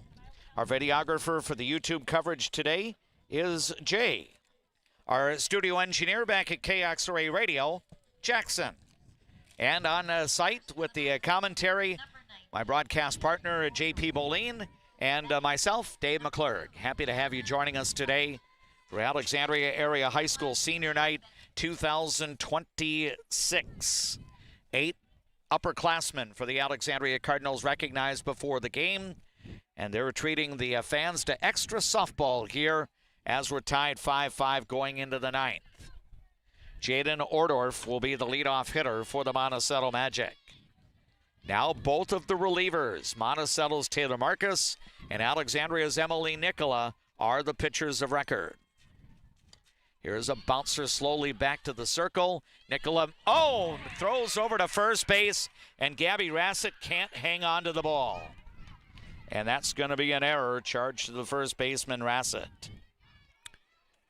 Yeah, I mean, it's late in the game here. Just got to, remain focused. And, it's just an error there. So 3rd error of the game for Alexandria, and the potential go-ahead run is now on base for Monticello. Let's see if Kiana Pegues is going to be called upon to bunt here. And here's a pitch that gets a ball, and the throw to second is going to be too late, so it's going to be a steal for Ordorf. Yeah, I didn't think she was going all the way anyways, but just got to focus on this batter. I mean, obviously you're the home team, so just get the next out. Now a bunt attempt. It's fielded by Brooklyn McPhail, and the first baseman, Rassett, moved up close to the bag, and Alexandria is not going to get an out. So infield single, a bunt single for Pegues, puts runners at first and third with nobody out. Yeah, and that one's just, again, staying focused here. I mean, it should have been an out there at first, but nobody covering, so Monticello threatening. Yep, the Magic have put their first 2 batters on here to start the top of the 9th inning. Now, keep in mind, Alexandria put its first 2 runners on in the bottom of the 8th inning and didn't get the winning run across. So Monticello getting new life, and the Magic trying to cash in, looking to unlock a 5-5 tie. Maggie Benton, the pitcher for Monticello, steps in. She is 2 for 4 at the dish today. Runners at the corners. First pitch is going to be to the backstop. It'll be retrieved by the catcher, Anna Johnson, sent back to home plate, but it will still end up being a wild pitch because the trailing runner, Pegues, makes it to second base. So now you have no force at second base. And Benton will try to put one in play with runners at second and third. She takes out of the strike zone, so it's 2 balls and no strikes. Again, an error and a bunt single have meant instant threat for the visiting Monticello Magic. 5-5 game in the 9th. Pitch on the way from Nicola, and this is popped in the air. This will go out of play. 2 balls, 1 strike the count. It's been an exciting game. Alexandria struck early with the 3-run home run off the bat of Greta Kelly. Monticello did its scoring in the middle innings. The Cardinals came back, tied the game in the bottom of the 7th. No scoring in the 8th, and now we're on to the 9th. Pitch is high and away to Benton, and it's 3 balls, 1 strike. Yeah, Benton's, apologize, and Benton's just not chasing anything here in the at-bat all day, really. She's had a really good day at the with the bat in her hand. Yeah, the Cardinals have not recorded a lot of strikeouts today. Here's a pitch that's going to be upstairs for ball 4, so that's going to load the bases up with nobody out, and Taylor Marcus stepping to the plate. So Marcus today has been on base twice, got hit by a pitch, also had an RBI single. Now we've got a pitch skied in the air, shallow center. Addie Johnson has a beat, makes the catch. Throw to the plate is going to be up the line, and it's going to be a sacrifice fly. Meanwhile, the other runners all move up, and Monticello takes a 6-5 lead. So Taylor Marcus does the job there. Sacrifice fly and an RBI, and the other 2 runners move up 1 base. And so now the Magic, with the potential to get a crooked number on the board, Paige Flanagan will be the batter. Yeah, and that just stems from, allowing Monticello to have some life here in the 9th. The errors, and then just kind of, it doesn't count as the error, but that bunt, I would say a mental error there, and giving Monticello some life, and then giving them the chance to have that sack. Yeah, really, if you replay this inning, we could have 2 on or 2 out, maybe 1 runner on base, but Monticello has an unearned run so far and threatening to add more here. 6-5 Magic in the 9th, and now another fly ball. This should be deep enough to score a run. Greta Kelly gets a beat on it. Catch is made. Throw is going to be too late. Another sacrifice fly. Throw back to third is too late. And Monticello now takes a 7-5 lead. And, give some credit to the Magic's 3rd and 4th hitters in the order, Taylor Marcus and now Paige Flanagan.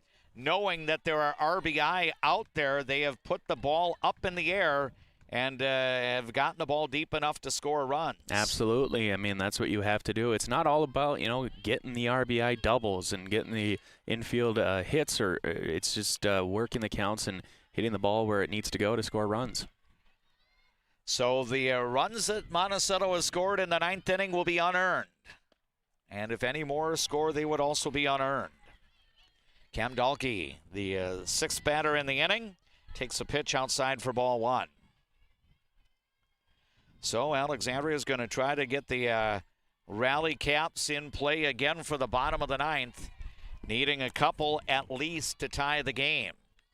Monticello does have a potential insurance run out at 3rd with 2 gone. Dahlke takes a strike here, and it's 1 ball, 1 strike. 7-5 Monticello, top of the 9th. Here's a bouncer left side. Ava Klimek makes the play. Throw to first is good for the out, and that will be all for Monticello. But the visitors go on top with 2 runs, only 1 hit, 1 Alexandria error, and 1 runner left on base. Bottom of the 8th inning coming up, and we're again going to keep it right here until we reach the conclusion of our play-by-play. The new numbers on the Glenwood State Bank scoreboard have Monticello leading at Alexandria now by a score of 7-5. And again, both runs in the top of the 9th inning unearned against Emily Nicola. Bella Bradley will be the first hitter in the last of the 9th inning. The Cardinals will need 2 runs to tie and 3 to win in a walk-off on senior night 2026. Alexandria had the opportunity to win in a walk-off in the bottom of the 7th, leaving 2 runners on in scoring position. Then the Cardinals left 2 more runners on in scoring position in the bottom of the 8th. JP, in spite of that, it really has been an exciting game. And I will say this, we saw the Cardinals get waxed pretty good by Sartell at the end of April.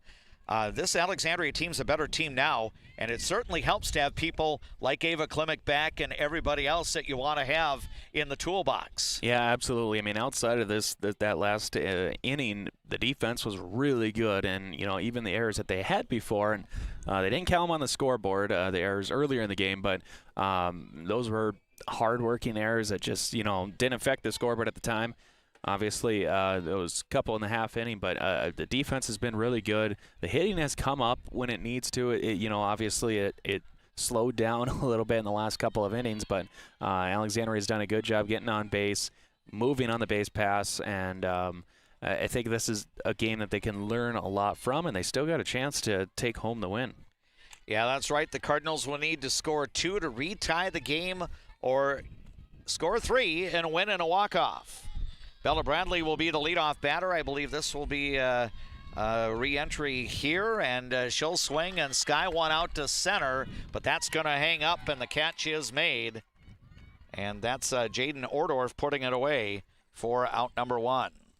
And Alexandria, I mean, obviously their luck hasn't been going their way a little bit. A few at-bats here today. They've hit the ball well a couple of times. They've gone right to fielders, but I like the way that they're swinging the bat. They're not chasing a whole lot. They're not striking out a ton since, that stretch earlier in the game, and they're working the counts too.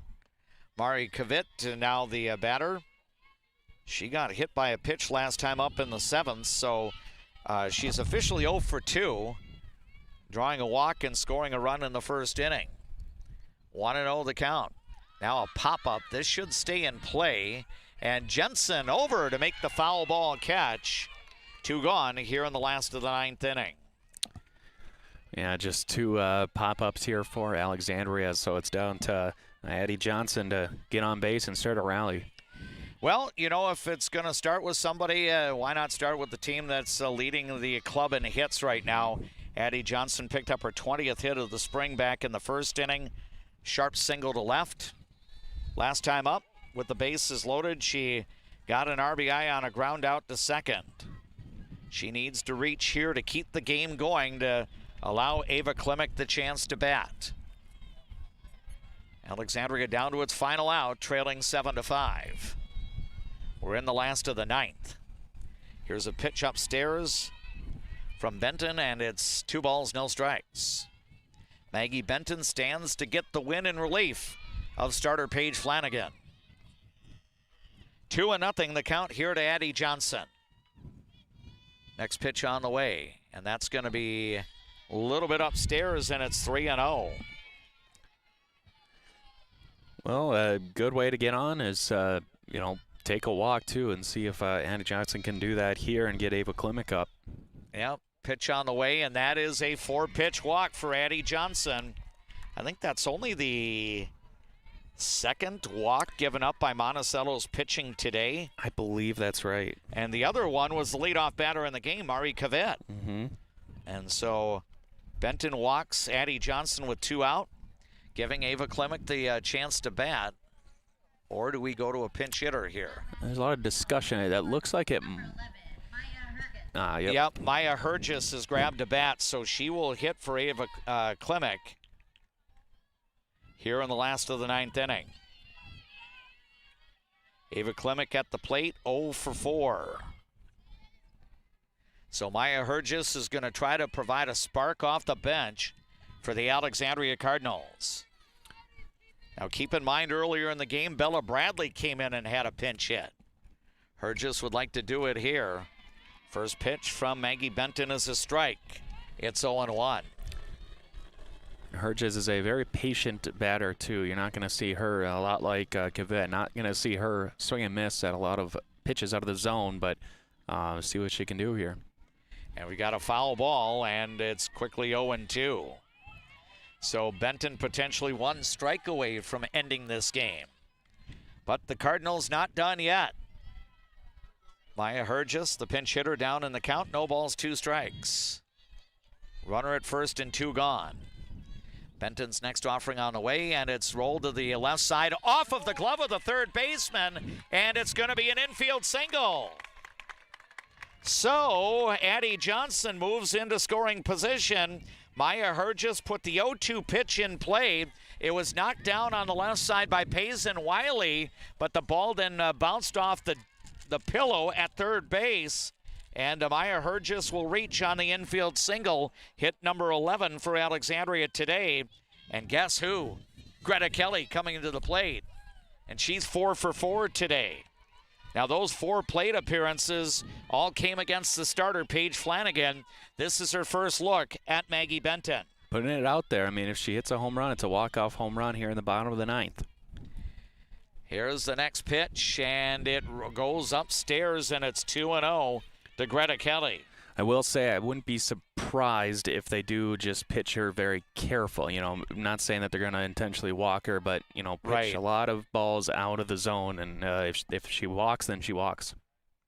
Next offering is low and inside, and it's 3-0, and I get the feeling that Monticello would feel better taking its chances on Lauren Getch than the Magic would on Greta Kelly here.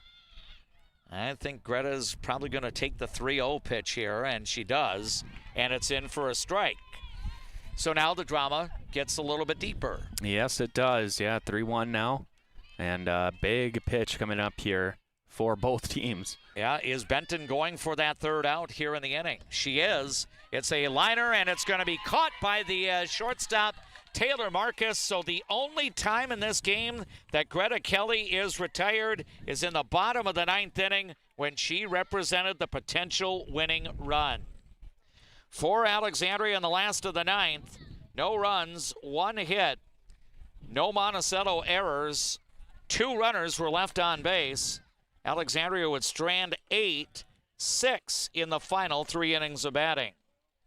This one has gone final in 9 innings today at the Alexandria Area High School Fast Pitch Softball Complex. The Cardinals fall to the Monticello Magic in 9, 7-5. For our studio engineer, Jackson, back at the KXRA studio, what we will do is we will go back to the break, which would be featured after the bottom of the 7th inning.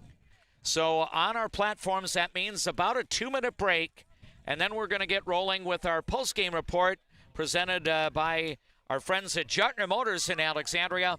But right now on our platforms, including Leighton Media, KXRA Radio, and the Voice of Alexandria YouTube channel, we'll enjoy these words from our boosters of Cardinal sports coverage. What's your number? We drove 25 miles to get a great deal at Quality Toyota. I drove 7 miles to get a great deal from Quality Toyota.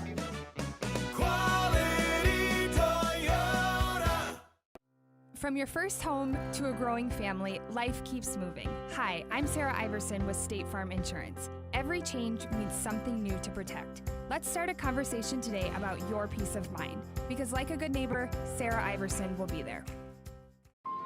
Who do you turn to if you or a loved one is experiencing a mental health crisis? We're here. Region 4 South Mobile Crisis Team will come to you by calling 701-364-0431. The Tradesman Construction has built a rich history as being the premier, most referred, full-service general contractor in the area. They are a proud supporter of all Alexandria Cardinal teams. Find them online at tradesmanconstruction.com.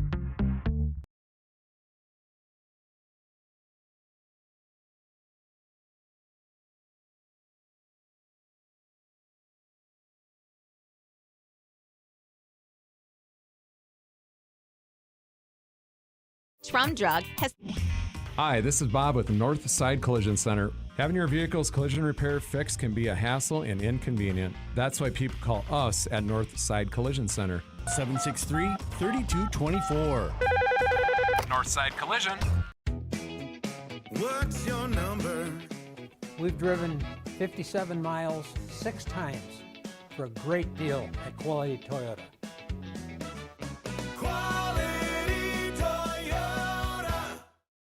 From your first home to a growing family, life keeps moving. Hi, I'm Sarah Iverson with State Farm Insurance. Every change means something new to protect. Let's start a conversation today about your peace of mind, because like a good neighbor, Sarah Iverson will be there.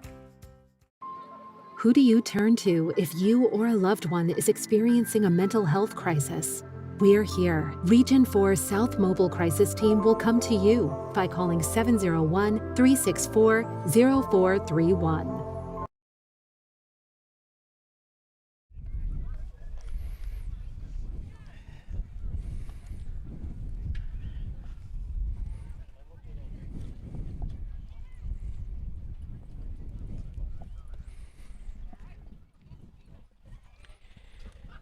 Extra innings were required at the Alexandria Area High School Fast Pitch Softball Complex for the last regular season home game for the Alexandria Cardinal softball team.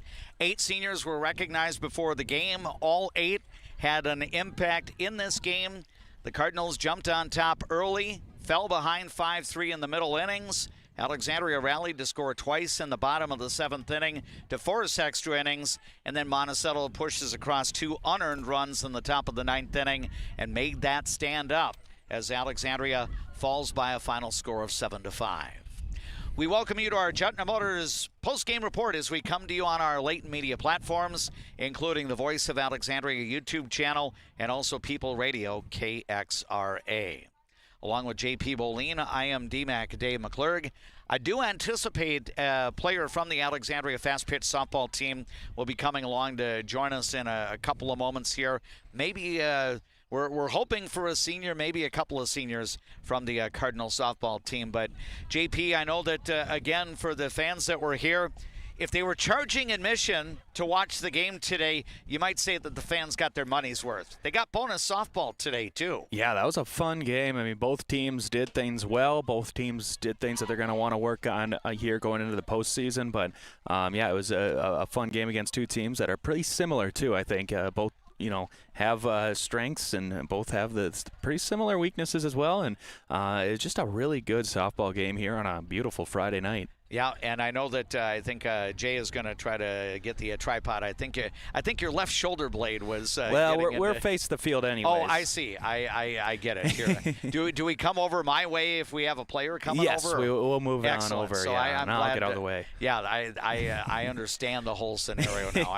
I'm glad there are some people here in the loop and everything. But it was a game. I think one thing that helped is that the Cardinals were able to play from in front. I mean, Greta Kelly, as it would turn out, she would have a very good day at the plate.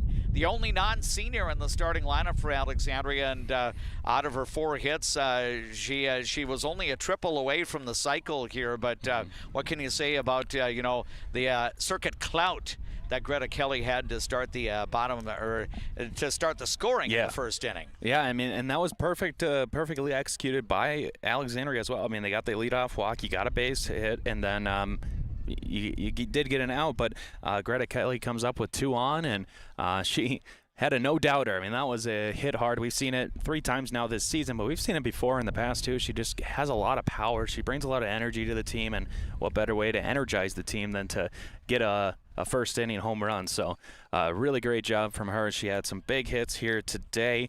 Obviously, she will probably want that last hit in the inning, but it was still hit hard. And if you're Greta Kelly, I think you're feeling good going into later into the season and then into the postseason eventually as well. Yeah, and that home run off of the starter Paige Flanagan put the Cardinals on top. Ultimately, Monticello would battle back and get a 2-run 3rd inning and then 3 more in the 4th inning to go up by a score of 5-3. I thought Flanagan, for a large part of the game, did a really nice job. She settled down after giving up that 3-run home run. I think she retired somewhere around 8 batters in a row after that. And but yet, to Alexandria's credit, the Cardinals weren't done. Yeah, exactly. I mean, she did in the 2nd and 3rd, had 5 of 6 batters that she struck out, but you just have to look back and think that she had a great outing there. But Alexandria did a great job getting base runners. And I think we're going to get together as one of the Cardinal seniors is coming over to join us here. And our post-game interview feature is being brought to you by Quality Toyota of Fergus Falls. How far would you drive for a great deal from Quality Toyota? What's your number? You can check out their selection anytime at qualitytoyota.net, or the next time you're in the community of Fergus Falls, you can stop by their showroom on West Lincoln Avenue. Again, you can't use exit 54 off the freeway right now because there's all sorts of road construction going on in that part of the western city of Fergus Falls. But visit qualitytoyota.net. You don't have to worry about getting in a vehicle to do that. Gabby Rassett, the senior first baseman, is our special guest here. And Gabby, first of all, it's great to be connecting with you. I'm D-Mac. We've got JP and then Jay as our videographer nice there. To meet you. And Gabby, for those that are listening to the radio right now and they're not watching on our YouTube channel, when you suit up on game days, what is your number in terms of your jersey number? I'm number 25. Okay, very good. Have you worn jersey number 25 throughout your years as a Cardinal softball player? I would say I definitely go from 25 to 12. Yeah, I really just depend. I don't really know. 25, though, has definitely been one that I've stuck with for the longest, so. Very good. Gabby, I thought, this was an exciting game to watch. I thought it was so cool that you and your 7 senior teammates were all in the batting order at the start of the game. I think every one of the seniors got to play a minimum of 4 innings in this game. It could very well be that you won't play another high school softball game on this field, but as a senior, how exciting was it to be involved in this game for you personally? I mean, being out on the field with my teammates I played for years just really was a full circle moment. I think just given the opportunity and everything that I've been given this year is great. Honestly, just a full circle moment. Even though if we don't play on this field again, I'm glad that I had those other 7 seniors. I think it's great. Yeah, we are getting together with infielder Gabby Rassett from the Alexandria fast pitch softball team. Your team jumped on top 3-0, and then Monticello rallied in the middle innings. Talk a little bit, Gabby, about what happened in the 7th inning, because I believe your turn in the batting order came around as part of that rally. How fun was it to see your team battle back and get the 2 runs to tie the game up? We always got it in us. We just got to find it. I think really finding that was great. I was super excited. I think the whole dugout just was electric, and we were wanting this win. All the younger girls kept saying, do it for the seniors, which was super sweet. It definitely was just electric in the dugout. I think it meant a million, how we played. It's just something that we can do. We just have to prove it. I think you did have 1 hit today, but in my mind, you had a well hit out. And maybe the best hit ball that you had was the out to center field. But how did you feel about your plate appearances today against, the starter Paige Flanagan? I think when I hit that out to the center field, obviously it was a hit, didn't make it on base, but I think the contact was still great. Put just positivity in everyone's mindset that we can do it. And then my last hit, I think, just started the rally again with being able to get on base. And then I got a runner, but still I got on base. So. Yep, and that's the important part. When you need base runners, you were able to do exactly that. Gabby Rassett is joining us right now as our Quality Toyota Cardinal Athlete Player of the Game. Gabby and the rest of her 7 seniors were all in the starting lineup today. Monticello wins the game in 9 innings by a score of 7-5. I know that this is a setback, Gabby, but there's still more softball to be played. You wrap up the regular season tomorrow over at Morris and then get involved in sections.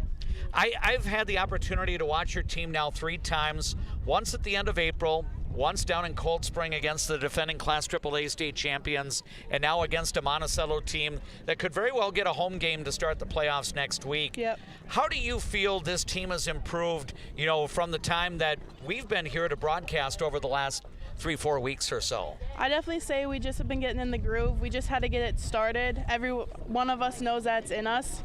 We played great last year, and it just was getting in a new groove. With losing the seniors last year, I just think we've improved, and there's still yet more to come. New season starts on Tuesday, so we're excited for that one. And how vital is it? I know Ava Klimek missed a little bit of time in the recent games. I think some soreness issues and everything, but she was back in the field. I thought fielded her position very well today. But how fun is it to have the team basically at or very close to full strength now? It was honestly great. Ava was itching to get out there. She made me play catch with her, even though she couldn't catch the ball. I'd have to catch the ball and give it to her to throw. She was just itching to get out there. Having all of us back was great. So, yeah. I know that obviously being at first base, you get a lot of chances coming your way. And, it seemed like your fellow infielders, they did keep you busy. I thought they made a lot of the routine plays. They made some frequently spectacular plays. How would you assess, what the team was able to accomplish in the field defensively here? I think we definitely had a lot of ups, and there was a couple errors, but I don't think that set us back as much. Obviously, I missed one, but I don't think that win or loss, that doesn't matter. We just had to play the game. I definitely think that defensively we did great. There's just more to improve. It's the small details we got to look at just to be able to move forward. I know that this might be a difficult question to answer, Gabby, because I'm going to follow up with a thought that one of your co-head coaches, Jackie Stifter, shared with me. Yeah, she said, we've played 14 games so far. We have yet to play the perfect game this year. How close are the Cardinals to doing that? We're very close, and I think everyone should be worried about us for sections. Yeah, the exciting part, I get the feeling you're going to be on the road throughout the entire section tournament starting on Tuesday, but I don't know if there is a clear-cut favorite out of the teams in this section. Monticello's, I think, beaten Moorhead this year and beaten Elk River, and it seems like teams have taken turns beating one another. Moorhead and Brainerd split. I think Brainerd and Bemidji split. What are you looking at in terms of how wild this section could be for softball?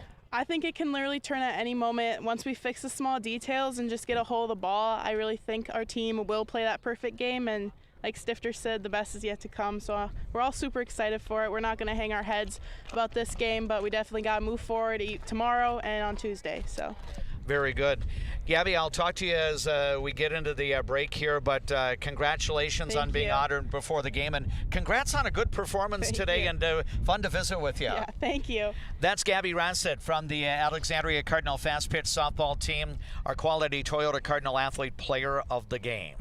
Monticello defeats Alexandria in 9 innings by a score of 7-5.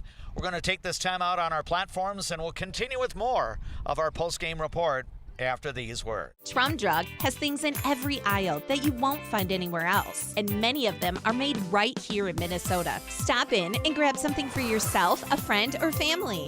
Trum Drug, locally owned, locally loved. I just get a great satisfaction when I hear the relief in a customer's voice that they've been helped. They always feel it's an inconvenience when they call us. It's like, it's never an inconvenience. We love helping our customers.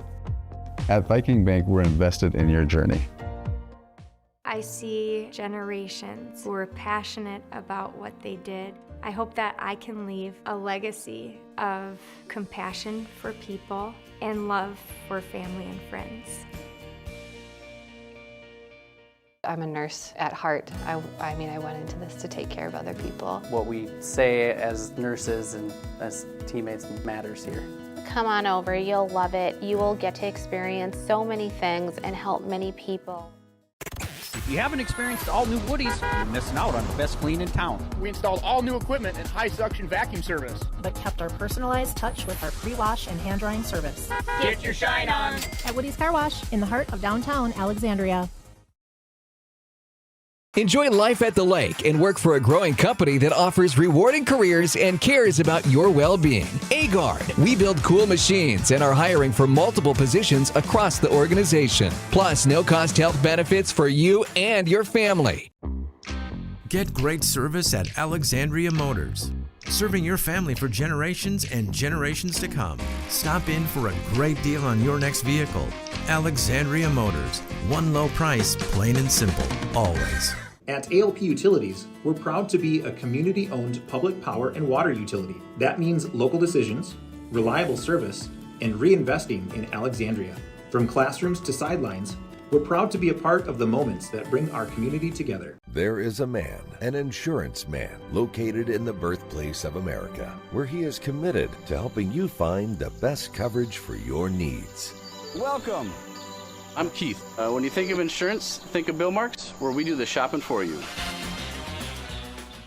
Carlson Music Center, downtown Alexandria. Yamaha pianos and new unused equipment. Lessons and instruction. Learn from the best, piano and voice to guitar and violin. Carlson Music Center, for all your musical needs in Alexandria. We welcome you back one final time to the Alexandria Area High School Fast Pitch Softball Complex, where Monticello has defeated Alexandria in extra innings. It required 9 today before the Magic push across 2 and defeat Alexandria by a score of 7-5. Line totals in this one, Monticello finished with 7 runs, 10 hits, no errors, 7 runners left on base. Alexandria 5 runs, 11 hits, 3 errors, 8 runners stranded.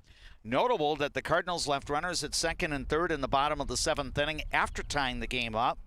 Left runners at second and third in the bottom of the 8th inning, and then left runners at first and second in the bottom of the 9th inning. So close, but not quite enough to push across 8 runs, and Monticello goes home with a section victory over Alexandria by a score of 7-5. And JP, I know that you were in, observing and listening to the conversation with Gabby Rassett. I thought, in spite of the defeat today, I know there's no such thing as moral victories and everything like that, but again, I think the Cardinals did some good things here. I think by and large, they were able to make the outs that they needed to make. I thought, they had great participation from kids that were not in the starting lineup, and I can understand, wanting to have the 8 seniors be a part of the batting order, and I think everybody out of those 8 played at least 4 innings in the field. And, you had people such as Bella Bradley coming in with a pinch hit, Maya Herges with a pinch hit, Emily Nicola comes in, gives up 2 unearned runs in 5 innings, basically, to take the tough luck loss. But I still think, that Alexandria is not that far away. I know the Cardinals might get the number 8 seed for the upcoming section tournament, but they can play with teams in the section. Yeah, I mean, you look at their last game. I mean, against Brainerd, even it was an 8-9 loss, but they're putting up runs. That's the most important thing. And then you get good pitching from Nicola, and then you get good pitching from Getch. This is going to be a difficult team to get out of the tournament. So Alexandria played a really good complete game today. I mean, obviously, you go 9 innings against any section opponent, you're doing something right. So I liked Alexandria's game today. I thought the pitching, I thought the hitting, I thought the fielding I liked the most. I mean, I know the errors late, but I really liked the fielding today for Alexandria, and it helps to have shortstop Clement back in as well. So I just thought it was a really good senior night. I think the seniors played well. I think it was good to get them in, and this is going to be a fun team to watch. I think in the postseason they just adjust a little bit, a couple of things, and I think it's going to be a fun team. Very good. So for the Cardinals, they are now 4-11 with the defeat. Monticello with the victory goes to 7-11 on the year.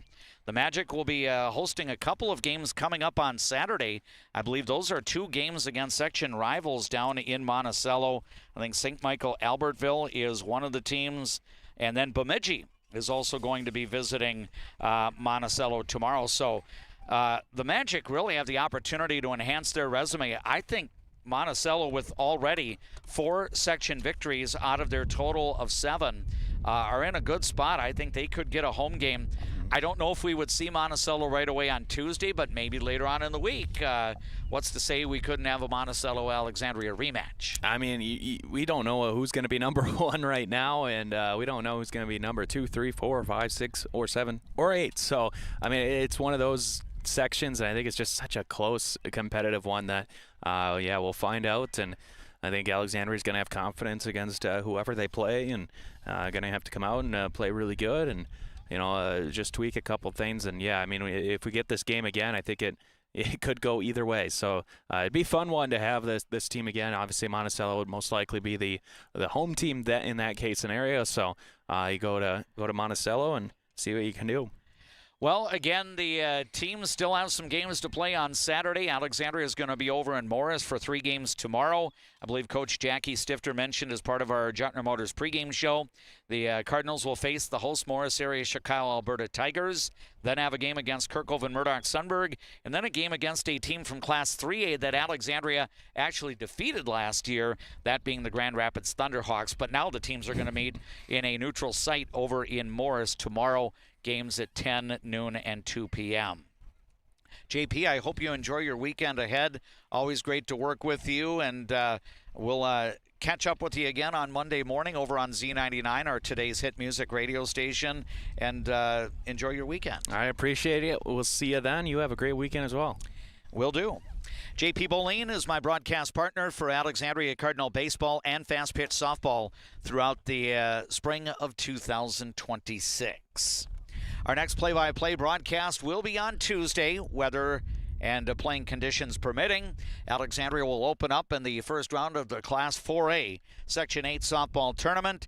The opponent is to be determined, the site is to be determined, and the game time also to be determined. Likely a late afternoon start, possibly 4 o'clock or even 4:30. But once we get more firm details after the weekend is complete, we'll share those with you on KXRA. If we do have a game broadcast on Tuesday, that means our KXRA 5 o'clock news hour will be preempted that day.